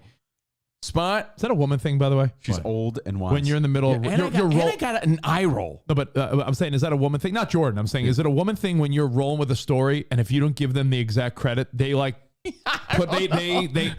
put your story? I'm like... Hey, if that's how it played out, I'm trying to just, make the story understandable. You guys love stealing credit. Dude. Love it. Is it relevant? I'm giving the guy... props and I'm telling a story. All right, give me photo direction. Do you want to see you sitting inside the doing your voice tracking? Yeah. Now here's what it looks. So here's what I did. So it's spring break. I'm like, well, let me see if this is even comfortable for me. I brought my little desk set up and I put it, and it fits right there in the sauna. Right. So here it is in the sauna. Here's what it looks like. Wow. So now I got a view of the patio. So you got your microphone, your SiriusXM setup, and you could just be sitting there. What did you bring in there? I'm sorry. What is it leaning on? A little table? On a little desk. Yeah. On a little desk. So it's on like a little desk, and I'm looking out into the California sun. I got view of the palm trees to the left and center, and I'm just doing my radio stuff, right? Enjoying the day. Now I'm outside. I'm chilling. I'm doing my voice tracking. I do a lot of that. There's one thing that has popped into my mind.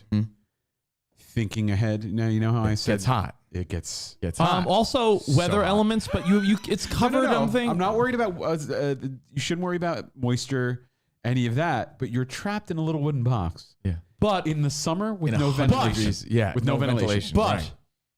And you're he is bringing the Latino heat. I'm always bringing Latino So, heat. I mean, if you really want him to bring the Latino heat, what if it's 100-degree sweating Covino? Whoa. In fact, multitasking, he could record turbo while sweating. Here's where it gets interesting, though, and I could wrap it up with this, and I'll leave it up to you guys. Spot, show them the breakdown of Ryan's masterful work. He gave me two options, and I just bring this up for the visual, for the fun. Or the I sent you rendering? two pictures. Yeah, the diagram. Like with the pointing and all that, right? Yeah, I sent you two of them, though, because they're two different quotes. So, again, I have two options. I could either... This? All right, now this is option one, which is remove the sauna and turn that entire space into an enclosed studio space with air ventilation, Yes. a window, Yes. a desk, Yes. and turn it actually into, you know how they have those little privacy booths where you have a phone conversation? Yes. It's a soundproof area. Very much like the little booths at SiriusXM. But for me personally, it would be a little voice tracking studio / privacy area with air and ventilation. No question. Okay. a little voiceover booth on your property. the question. Okay. All right. How much do you think something like that costs? That? Not cheap. Based on based on watching Flipper Flop You're and gonna use Property Brothers. You're going to use soundproofing materials. Okay, I'm hold going on. to say 10 grand. No, wow. I'm gonna say that that will cost you. Hold on, because I just did the whole freaking house here. So no way, 10 grand Spot. 4 to 5 grand. On the fucking head. Oh. On the head. Do it. I was going to say, because Yeah. Really? All right. Look at rendering number 2. Cheap. Yeah, I know. you're real easy to spend my money. Rendering number 2 is turning and converting the sauna Yeah, because The existing sauna- you create a window into soundproofing, An actual- ventilation. It's honestly, probably like a 4 grand, 4 to 5 grand, probably. Yeah. Here's rendering number 2. That's what the sauna looks like on the inside. I'm a property brother. What can I say? Pull it back up, Spot. I'm the missing property brother. Of course, I got it right. He said, look, I could easily just put a collapsible desk right there. You sit on where you would sit in a sauna. Yeah. And it folds down as such. And I'll do some soundproofing tweaks for you. And that'll cost you about $600. No, do it. Go on. Go for the full thing. I know you think I'm spending other people's money. Yeah, but Spot, if I sell the house, you think there's any value in that to someone else? Maybe. No, think so. but I think. Well, I mean, it could be that you live in Southern California because the voiceover booth, recording booth. There's also no value to a broken sauna. Fair. Yeah, but it could always be fixed. You got to keep in mind, this is like shinfo, but not really. If I decide to really do anything to that sauna, I'm eliminating that sauna, which is like $6,000-$7,000. Which could easily be fixed. You can also turn that could be fixed though into it could also be an office space for someone. And as you learned from your taxes this year, that's also a work write-off. This goes back to something that I constantly say to the two of you, and you ignore me because you think it's spending money. Reinvest in yourself and your product. Your product is radio. Your product is voice tracking. Your product is hosting. This is your product, and spending the right money to get it right is so important. Like, Rich, I know you think I love spending your money too. It baffles me, and I even think it baffles Steve, and I think he'll agree with me, that you did not install a soundproof booth in this room, which you could have done. This corner over here should have been an enclosed space for you to voice track, because you're voice tracking and your voice is bouncing off the walls. But we do professionally, right? People who do this is your on the amateur level. This is your career that you get money for. Put more into it than we do. You reinvest in your brand. Like when I'm constantly, I had the same equipment for years, but I just recently upgraded a bunch of equipment. So now for the show I do every week, because you have to stay ahead of things and keep things current and do things. I think living in Southern California, if you ever do resell that place, if you wanted to upgrade, move somewhere else, whatever you wanted to do, I think, to be honest, I think there's equal value in a recording booth and a sauna. No joke. I think there's I don't think anyone's good. It's like I watched one of those home improvement shows. It was like a Hometown or something where all these people had the same. Remember I talked about this? They all had the same starting point and they had the same budget. It was like, here, all make your own thing. Someone put a bowling alley in one of them, and it's like, Yeah, if you want it, it's dope. If you don't want it, it's like, well, it's a fucking bowling alley. Right. I think that goes the same for sauna or studio. I don't think either one, you know, like, oh, I looked at a house with Sarah when we were looking. $5,000 is not like a little bit of money. I mean, that's a lot of money. That's a big thing. And yeah, that's my career. I get all that. Let me just make this one point and I could move on. Done deal. But that's the story. It's like a putting green. A lot of houses, I've looked at houses out here and it's like, and in the yard has a putting green. I'm like, that's great, but I'm not a golfer. So I get the value in it, but not for you. For me. Right. So Jordan hit me up. She said, don't forget to make this point. Converting the sauna means you could move the sauna with. So you have a portable booth if you move. Oh, that is true because it's sort of like a pod you're building. Yeah. So in other words, if I do customize the sauna, I can take that with me wherever I want. And I have a little voice tracking booth anywhere I go. I mean, right? I'm reading the feedback. Converting the space will only serve you while you live there. Won't add value because someone might not want or need a soundproof booth. It's an office, though. It's an office space. It's a small office space. It's an office. You could sell it as you could say 2-bedroom, 2-bath with an office pod. Yes, you know what? That's not a bad idea. You could hardwire it for internet because it's near your. If you really want. And the air ventilation was the other part. You could hardwire in, or put in like a small AC unit. 2-bedroom, 2-bath, balcony, office pod. But I could use $5,000 for other things. Yeah, but you know what? You also, since we are the most interactive show, reading the feedback nonstop, Becker brings up a golden point. Guy, he gets a gold star. Hold on. Scratch and sniff sticker for Becker. Which one? Strawberry. Berry. Very berry. You were this close to wanting to drop 4 G's on a fucking dog for Jordan like 2 weeks ago. I'll up it. 4 G's. Give me your dog. No. You were trying to hijack her family dog. No. I was willing to throw 2. She already had to invested. You were willing to pony up a few G's. 4 total. 2 for me. You were like, hey, give me the dog. 4,000. Not to mention, you can turn it into a full-on broadcast space. You can have the connection to connect into studios. You can do voiceover work from home. It's fine. I might be there for 2 or 3 more years. I don't know. Do you see the space that I'm sitting in right now? Yeah. The size of the space? I imagine your sauna is bigger than this. It's slightly, about that. Yeah. No, that space where the sauna is about that size. But if you were to build something out, you would probably have this amount of room. Look at me. I'm in a cabin. This you could set up a camera, and do stuff from home. No, it's true. If you needed to. That's why it's not as easy of a decision. I bring it here in yourself and your product. Right. So I encourage you. I think you can scrounge $5,000. It's an investment. That's what you don't see. You see it as, I'm just wasting $5,000. You're investing in your future. I know you say all this, and I agree with you to an extent. But you are very quick to spend someone's money that has a lot more money going out than you. I'm quick to. Well, that's not my problem. But it's quick. Yeah, but it's part problem. of the equation. But it's part of. But you think I'm just saying spend it to spend it? Spend it as an investment. I'm not saying invest in fake shoes. What Covino's saying Covino's saying he's not going to be in your product. Covino's saying he's not going to be any better or worse on turbo, lithium, or anything, whether he has his booth or not. So it's not. Yes, it's investing in himself, but it's a luxury. It's not a necessity. He's saying, "Hey, I got an opportunity to do this for $4,000.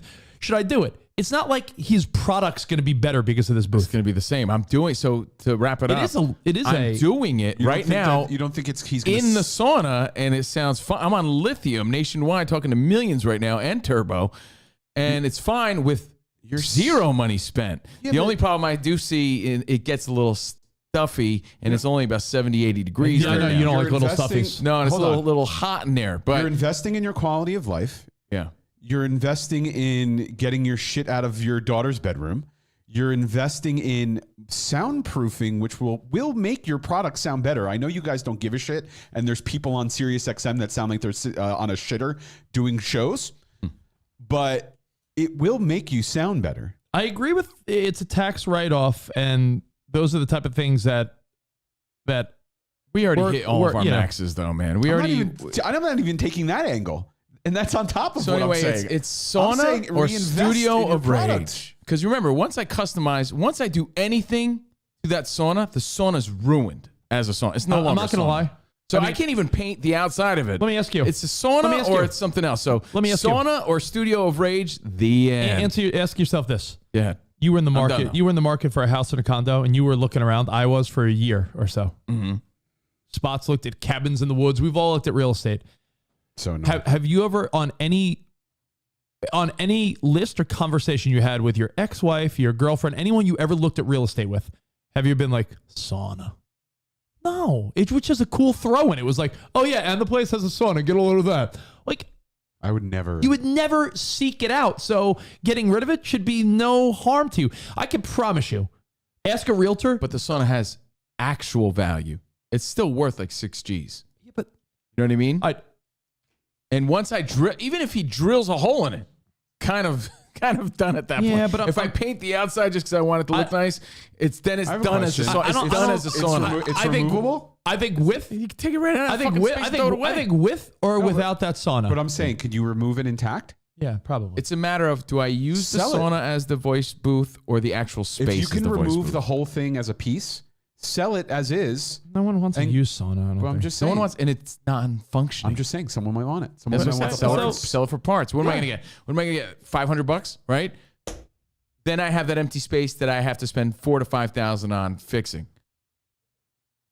Or spend nothing and do status quo what I'm doing now. $3,500 to $4,500 because you got $500 back. Okay, yeah, you're right about that. I don't know. I think it's a silly conversation because the reality is, if you sold your house, How's it silly? It's a matter of $600 spent. Oh yeah, or really none. I could do it the way I'm doing it right now. Yeah.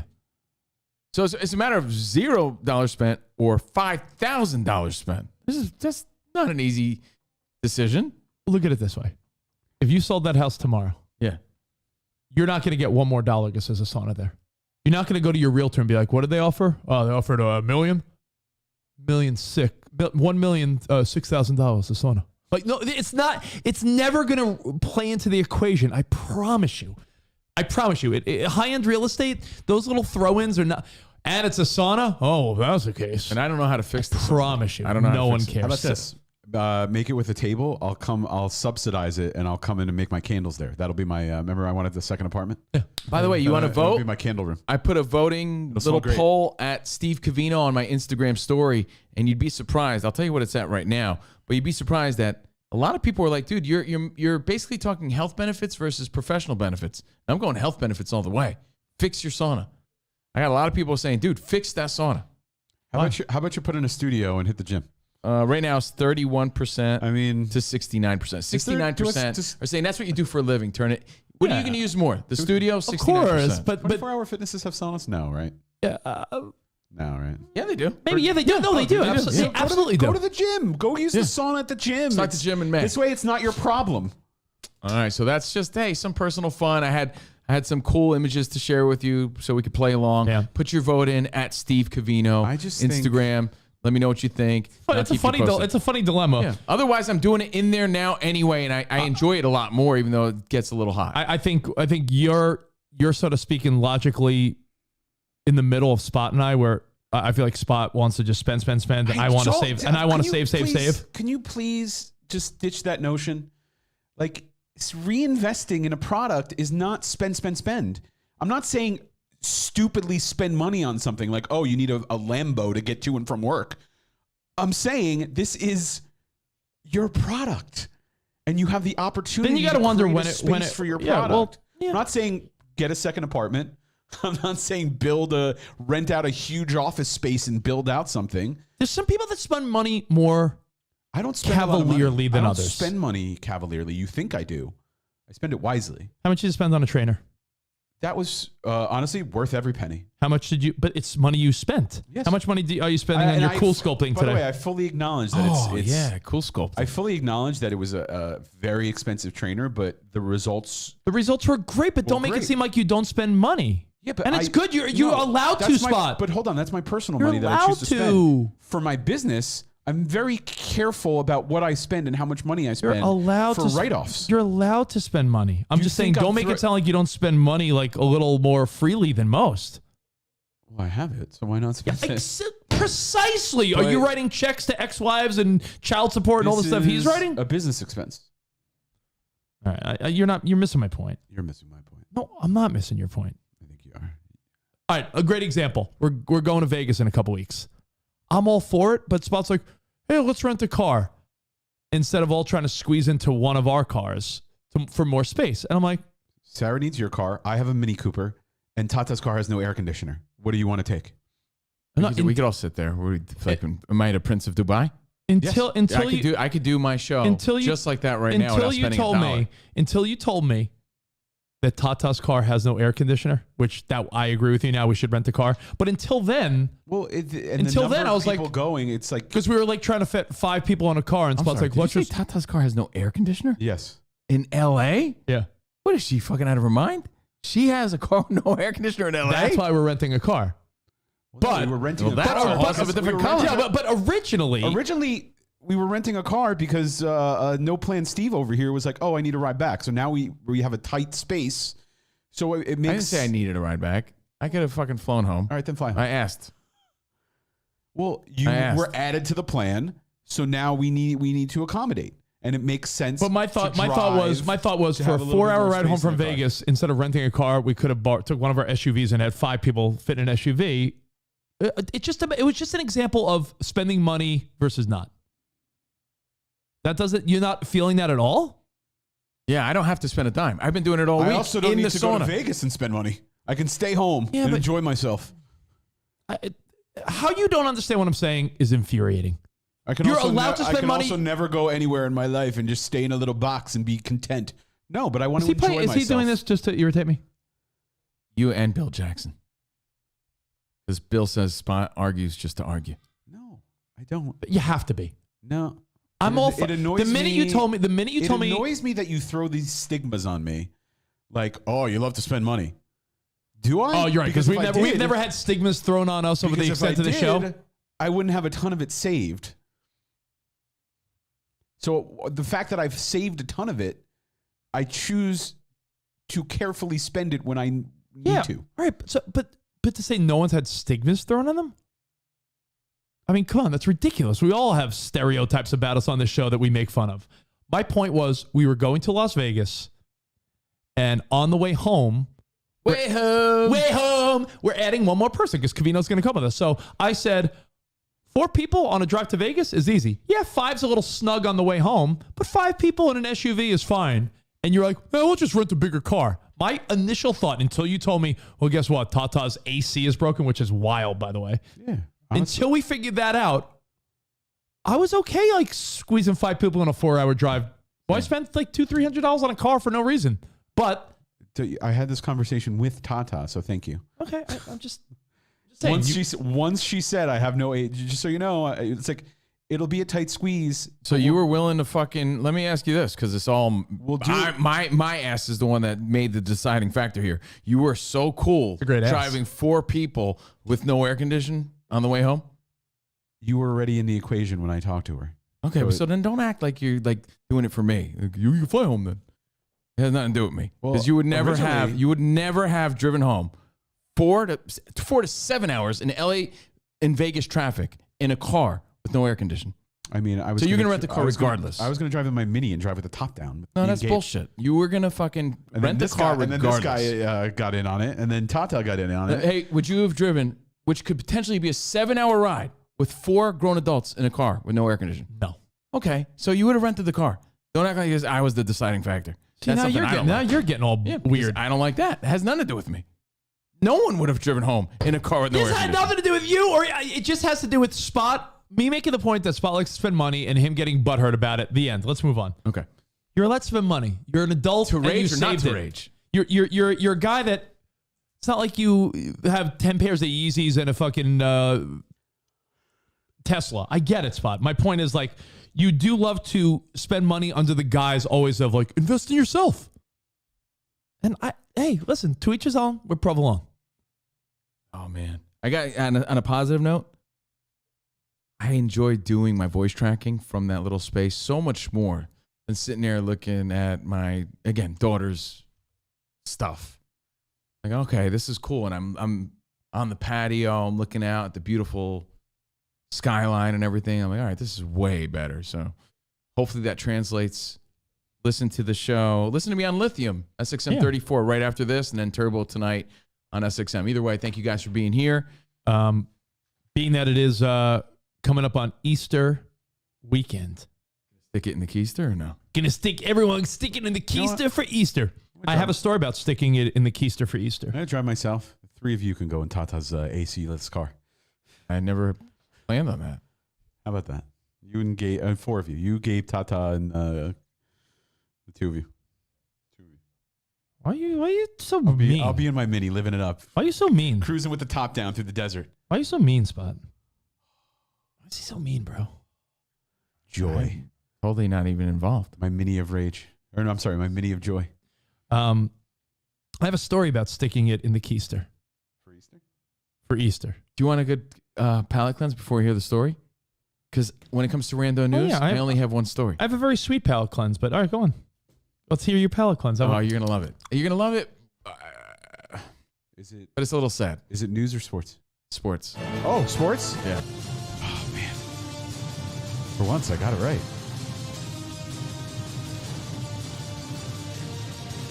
Sports. So the Yankees take on the Blue Jays this week, right? And they're going to run the AL East. The Blue Jays are a fun team to watch. Doug Ferrier, Vic and Toronto. Are they as good as the 85 Blue Jays? They're as good as the 85 Blue Jays. This team is 1-0 stacked. No, Vladdy Jr. is beastadon level. He went 4 for 4 with a busted finger bleeding yesterday with 3 home runs. Right? He's Garrett Cole's daddy. He's my daddy. He's my daddy. Definitely my daddy. Who's your daddy? So, long story short, Vladdy Guerrero single-handedly destroyed the Yankees yesterday, right? Blue Jays are on fire. But it looked like the Yankees were maybe going to make a comeback. And they had one man on base. They're 2 runs down. They send up Giancarlo Stanton off the bench. This is amazing. Yeah. So Giancarlo Stanton's pinch hitting comes in the hero moment to tie the game. Remember, Yankees are down 2 runs. Giancarlo is at the plate. Man, he takes a nice cut. It's a Stantonian. It's a Stantonian cut. It really is. Like I did one of these, Rich. Just please watch this clip. And the Yankees take on the Blue Jays for a final game today. But baseball's back. I hope you're enjoying baseball's exciting this year. Just long games. So John Sterling with the call. Is with the call. Famous Yankee announcer who, in my opinion, sounds like Captain Crunch. This Hicks. Here's the 1-0. Swung on, there it goes. Deep left center. That ball is high. It is far. It is gone. But caught. At the wall. Caught by Tapia. Boy, I thought that was gone.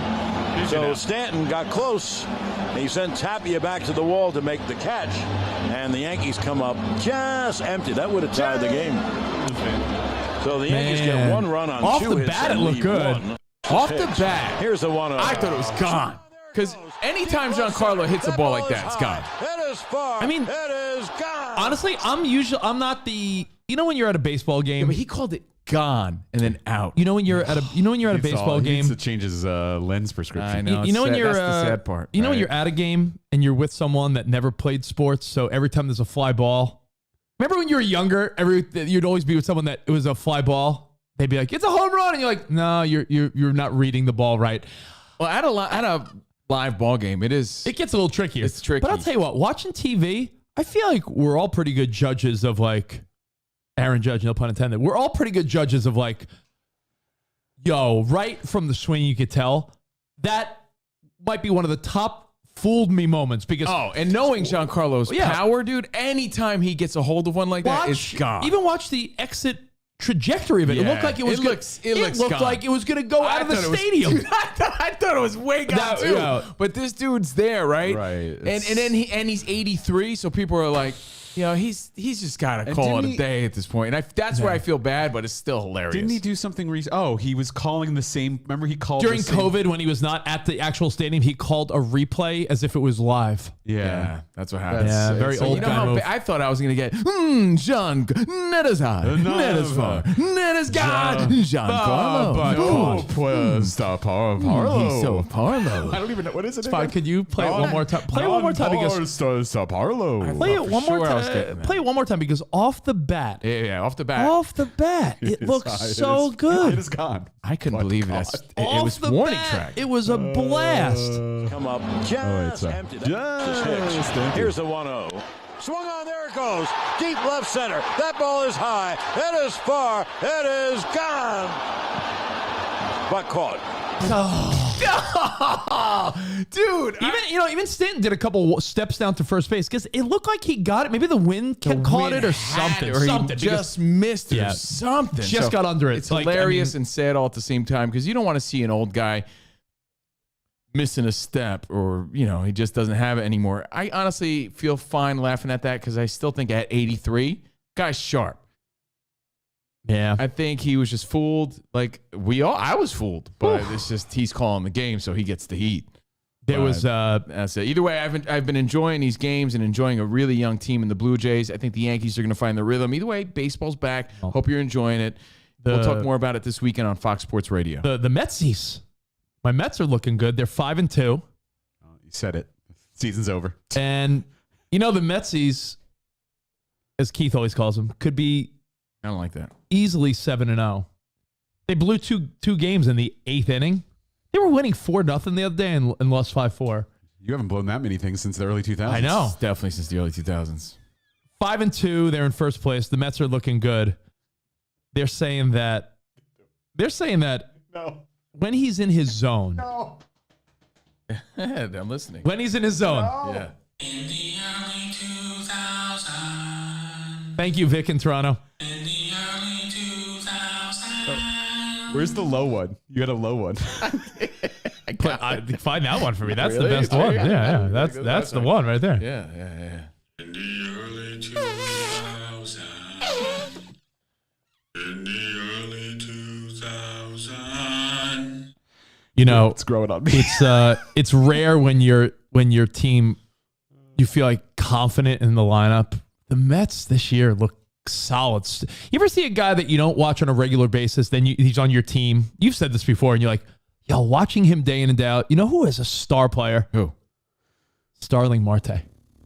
Starling player. No, he's the guy that, fun fact, there's only 2 players, I think it's Trout and Marte, that have hit 275 or higher for the last decade. To think that batting averages have dropped so much and only 2 guys have maintained a 275 or average better. Yeah, but you don't know, like Rich said, unless you watch him. You know the name. Yeah. But you watch somebody day in, day out, it really changes your perspective on them. I heard Buck Showalter and other people saying that he gets hot and cold, but when Pete Alonso is in his zone, no one could hit quite like him. Like, he's one of those guys that when he's in his zone, every at-bat is like home run or double. And Lindor looks like he's getting off to a good start. It's fun to watch baseball. The big story in baseball yesterday, though, was the John Sterling call. It was the John Sterling call, and the Dodgers and Dave Roberts pulling Clayton Kershaw after 7 innings, 80 pitches, perfect game. Unbelievable. I know it's the way baseball's played now. The spring training was limited, so you're not going to want to push a guy early in the season, but he only had 80 pitches. 80 pitches, Spot. Perfect game through 7. Jeff Passan said it best. I'll give ESPN's Jeff Passan, MLB's Jeff Passan a shout. Jeff Passan? I thought it was Howdy Doody. Yeah, that guy's got a face. It does look like Howdy Doody. That guy's got a face. Oh, wait, that's Jeff Passan? He made... I thought it was Alfred E. Newman. That guy's got a face. He made a great point. He goes, if it's a no-hitter, yeah, whatever, pull him. Kershaw's thrown no-hitters. But there's been over 220,000 games in Major League Baseball history. There have only been 23 perfect games. He's 6 outs away with 80 pitches, and you don't give him a chance? It's shameful. I get it. You could say there's guys that have been ruined. Johan Santana, Matt Harvey. There's guys that have been pushed to the limits where their careers got ruined because they were pushed in a moment. But still, you don't think... What are the stats again? Out of how many games? There's been almost 250,000 games in the history of baseball. 23 perfect games. So you tell me... But there was another stat, like only 2 players have ever been pulled like that far in a game. And both by Dave Roberts. Since and the Dodgers. Since 1902 or something like that. Both by Dave Roberts. Sorry. What's the difference between a perfect game and a... So in a no-hitter spot, if a fielder makes an error, if there's a walk, a hit by pitch, that could still be a no-hitter. Okay. That could still be a no-hitter. A perfect game is 9 innings, 27 outs. 3 up, 3 down. 3 up, 3 down, 3 up, 3 down. 27 guys. No one makes an error. No one makes an error. No walks. No walks, nothing. Just 27 batters, 3 an inning for 9 innings. Rare. It's so rare. 23 times in history. Dave Roberts had the nuts to pull a pitcher 2 times. After 8 innings. After 7? After 7 No, but here's the thing, innings. though. If he had 100 pitches, I'd say I sort of maybe get it, but he had 80 pitches. Why don't you throw him out there for the 8th, Covino? Let him start the 8th. If he starts the 8th and he fucks up, then you go, take him out, applause. How do you know he wouldn't have rolled in the 8th inning with like a 10-pitch inning or something? You don't know. That's a shame. It's a shame. I don't know. Maybe these things don't matter the way they used to, but again, a perfect game is so rare. But Rich, I thought I'm sure there's a listen. Don't blame Dave Roberts. Managers take direction from the front office, and these guys are considered more financial decisions than like Clayton Kershaw pitching a perfect game means way less to the Dodgers than him being good all year. Agreed. They're looked at as investments now. I mean, it's a meta example, but the reality is it's one of the best examples. They rushed back Matt Harvey to pitch for the playoffs. And Matt Harvey went from like the star. Kevin Durant's a good example too. Kevin Durant, they pushed him back, and look what happened. Yeah. Sometimes you want to rush. Kevin Durant's good again, but you're right. Harvey was never really the same. But it reminds me of a Mexican word of the day, Rich. Oh, it's my grandma's maiden name, actually. My grandma's maiden name, Gomez. Oh, Gomez. Mm-hmm. Yeah. I could use it in a sentence. Yeah. The Mexican word of the day. Ready? Yeah. Gomez. Let's go, Mez! Let's go, Mez! Let's go, Mez! Let's go, Mez! I was driving. You could do this. You could be like, I was driving to Queens the other day. And I just like let's go, Mez. Yes, let's go, Mez.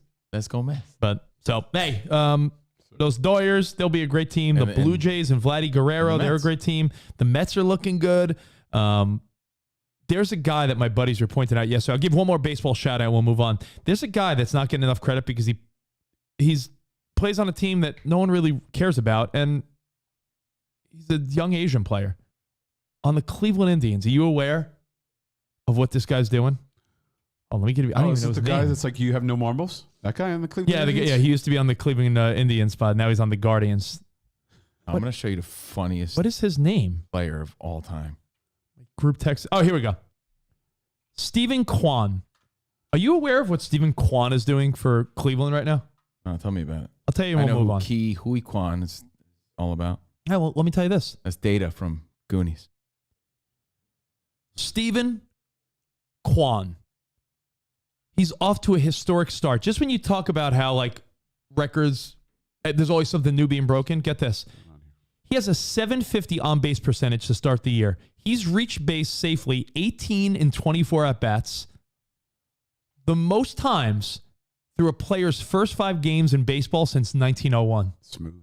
18 for 24. He gets on base .750. 3 out of 4 times this guy's getting on base. Sounds like me, my senior year of high school. And get this he broke another record. Stephen Kwan has seen 115 Major League Baseball pitches to start his career. Nice. No swings and misses. That's insane. Yeah, he's it's in the zone. longest streak of pitches without a swing and a miss since 2000. Isn't that crazy? The dude is raking. Hi, Brett Maxwell. You want a Washington Senators Nationals update? Do you want I said Senators. Throwing it back on a Thursday. You want a Nationals update? Nationals update? Want to talk about Juan the Brewers? Soto? I'll tell you, the only time about the Nationals. The Nationals have a World Series they could cheer about for a couple of years ago. Yeah. But 2 things I think of with the Nationals now.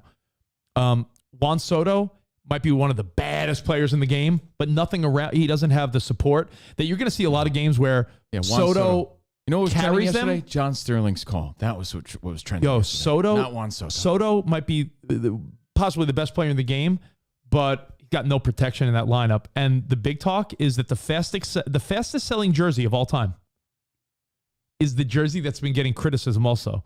The Washington Nationals pink flower jersey. What is it, Spot? You know those flowers. What is it? Cherry blossoms? The cherry blossom jersey? You're such a goon. You're Mr. Brown Thumb. You don't know what cherry blossoms are? Cherry blossoms are beautiful.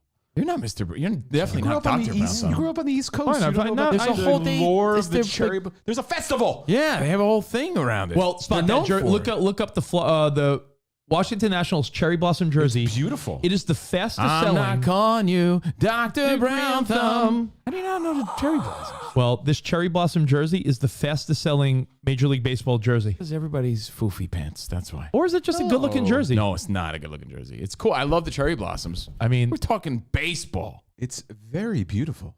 It's the fastest selling one of all time. I'm on team Keith Hernandez. Keith Hernandez, his response was, ugh. He's Really? like, barf. He's like, here's the wolf. Yeah, that looks really nice. Yeah, Sign for me fucking up. a women's softball team. Anyway, it's very pretty, Spot. Yes, it's the fastest selling jersey in Major League Baseball history. I think the funniest story. I hope this is Brett Maxwell approved. The funniest story I think yesterday was this that I sent you. Please just wrap it up with this. The little clip. fat guy on the. Oh, it's the best. Who is this guy? I feel like it's fake, but it's not. I forget his name. I don't even care. I want people to see it. Look at this guy. It's gonna make you feel great. And then Rich, you gotta get into your story because we gotta leave in a few. You got an egg hunt to get to. Yeah. Look at this guy. Sorry, hang on. This is from the Toronto Blue Jays game. Look at this guy. Way, this guy's a professional athlete. What the fuck is going on? Look at that little turd. No fucking way, this guy's a professional athlete. What the fuck is going on? He's hanging out with Ian Kennedy, eating too many Dolly Parton coconut cakes. Look at this fucking guy. He's hanging out with Vic in Toronto. How is that guy on the team? I honestly thought it was like, did they throw in the ball boy as a pinch runner? I agree with Alejandro Jason, Kirk. Is that him? Well, you guys always say that, like Alejandro Kirk, yeah. You use your body weight. Yeah, no. Listen, there's been guys. There's been like the Matt Stairs and the Crux of the world that are husky, but this guy's little. I gotta look up his stats. Jason, I agree with Jason. It is a beautiful jersey, but for fans, but I don't know about grown men in a professional game. That's the thing. No, it's a beautiful game. Flowers are so womanly. It's baseball, I'm a dude. macho man. I love baseball. Here we go. Can I give you a fun fact? Sarah told me that pink throughout history is traditionally a man's color. You know how we do blue boys, pink girls? You know, pink is a girl's color. I'm sorry, boy's color. Because traditionally, what were kings wearing, Covino, all the time? That was regal. Like back in the day. Crowns. And red. Yeah. So men of royalty and power like Prince Adam, bro, would wear red. And what is red light essentially? What is faded red? Pink. So pink was a man's color traditionally, and somehow along the way, American culture made it for a girl. But why would I want flowers on my jersey? I just want to watch grown men in tight ass uniforms with their bulges and their butts sticking out, hitting balls. That's what I want. I don't want flowers. I mean, I'm not mad at it, Spot. But to act that way is a little weird, don't you think? I mean, it's a baseball team. They're wearing eye black, getting dirty, like. I get it. It's a little weird. It's beautiful. It's a beautiful jersey. Honoring the area. It's beautiful. By the way, I know this guy Alejandro Kirk. He's Mexican. He's 5'8", 265 pounds. 5'8", 265, 23-year-old. Damn. 23-year-old Vato Loco. But he really does. He looks like. Hey, is that the Did they take the equipment guy? He's like pinch running. Yeah. It's wild. So major props to him. I know we got to go in like 10 minutes. Spot. I sent you. Someone was saying that my daughter looks like my wife. She does. I sent you a picture of Sarah when she was maybe around Emmy's age. Tell me if you think they look the same. And then I sent you the meme that got me that blew my mind. I just sent you a meme. All right, so here's for reference. Yeah. This is Emmy on her way to school today. Her way to school today. Which is why I'm leaving a few minutes early to go to the family Easter egg hunt. All right, commit this to your memory. All right, so there's my daughter. There's your daughter. Commit that to your memory. Yeah. Here, I think this one's very similar. The face. Yeah, and that's Sarah when she was around that age. I'd have to see a little baby brown thumb to really see how much she looks like you, though. Yeah, little baby brown thumb. But yeah, no. But they called you brown thumb for a totally different reason. Oh, no, it's changed over the years. Yeah, I used to stick my finger in my butt. That's Sarah, right? Yeah, Sarah when she was a little girl. I mean, you see the resemblance. It's not like not exact, identical, so there's but yeah, gotta be. If you see a younger picture of Rich, I'm sure there's something, right? Yeah, my mom is like thinks I look a lot like Ben. She's like Ben. yeah. She like Ben's me. Dude. She's like Ben's me with blue eyes. You can't see that? No, I can't. Are you a fucking out of your I can't. mind? I'm in it. Yeah, I can't see it. Holy shit, he looks exactly like you, dude. Now, I sent you a meme spot that I want everyone to think about. And it has to do with George Jetson.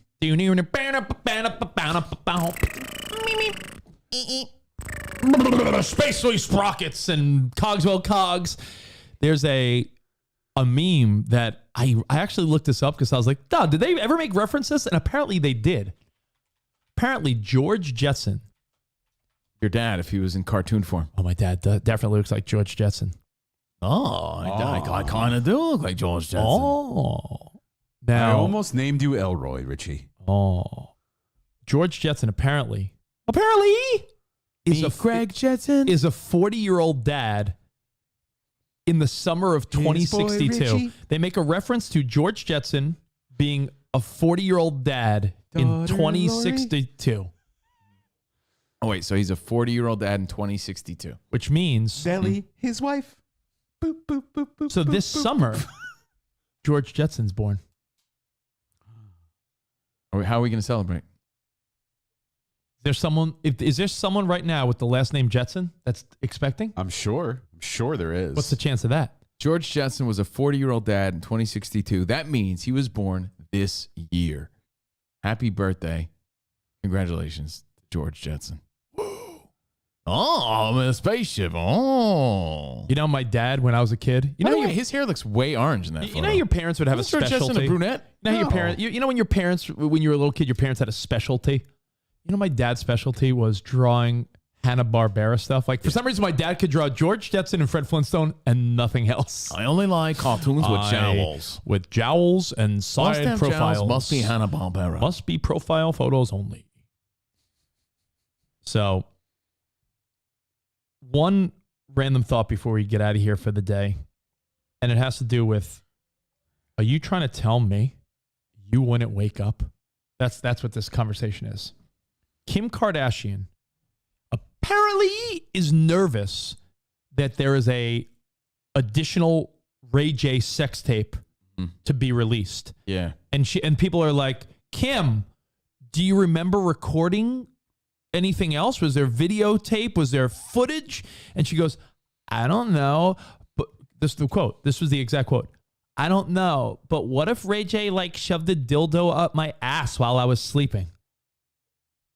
You don't think you'd know? You sound sleeper that much that you wouldn't know if someone shoved something up your ass while you were sleeping? Either that or you've had a lot of things stuffed up your ass and you wouldn't That notice. you wouldn't even know. Were you sleeping? In the early 2000s. In the early 2000s. You like that one better. The bass one's way better. Yeah. It's even worse than the high one, which makes it even better. Well, Rich, did you wake up or no? I mean, whoa! In the early 2000s. But you don't think that's a peculiar answer? I know I'm not trying to even be funny. You don't think that's a peculiar answer? Like, I don't know. Maybe Ray J stuck a dildo up my ass while I was sleeping? Like, You know what it how says to me? sound of a sleeper I'm are no you? detective, but I'm thinking. I fart well, in my that sleep means and I don't wake up.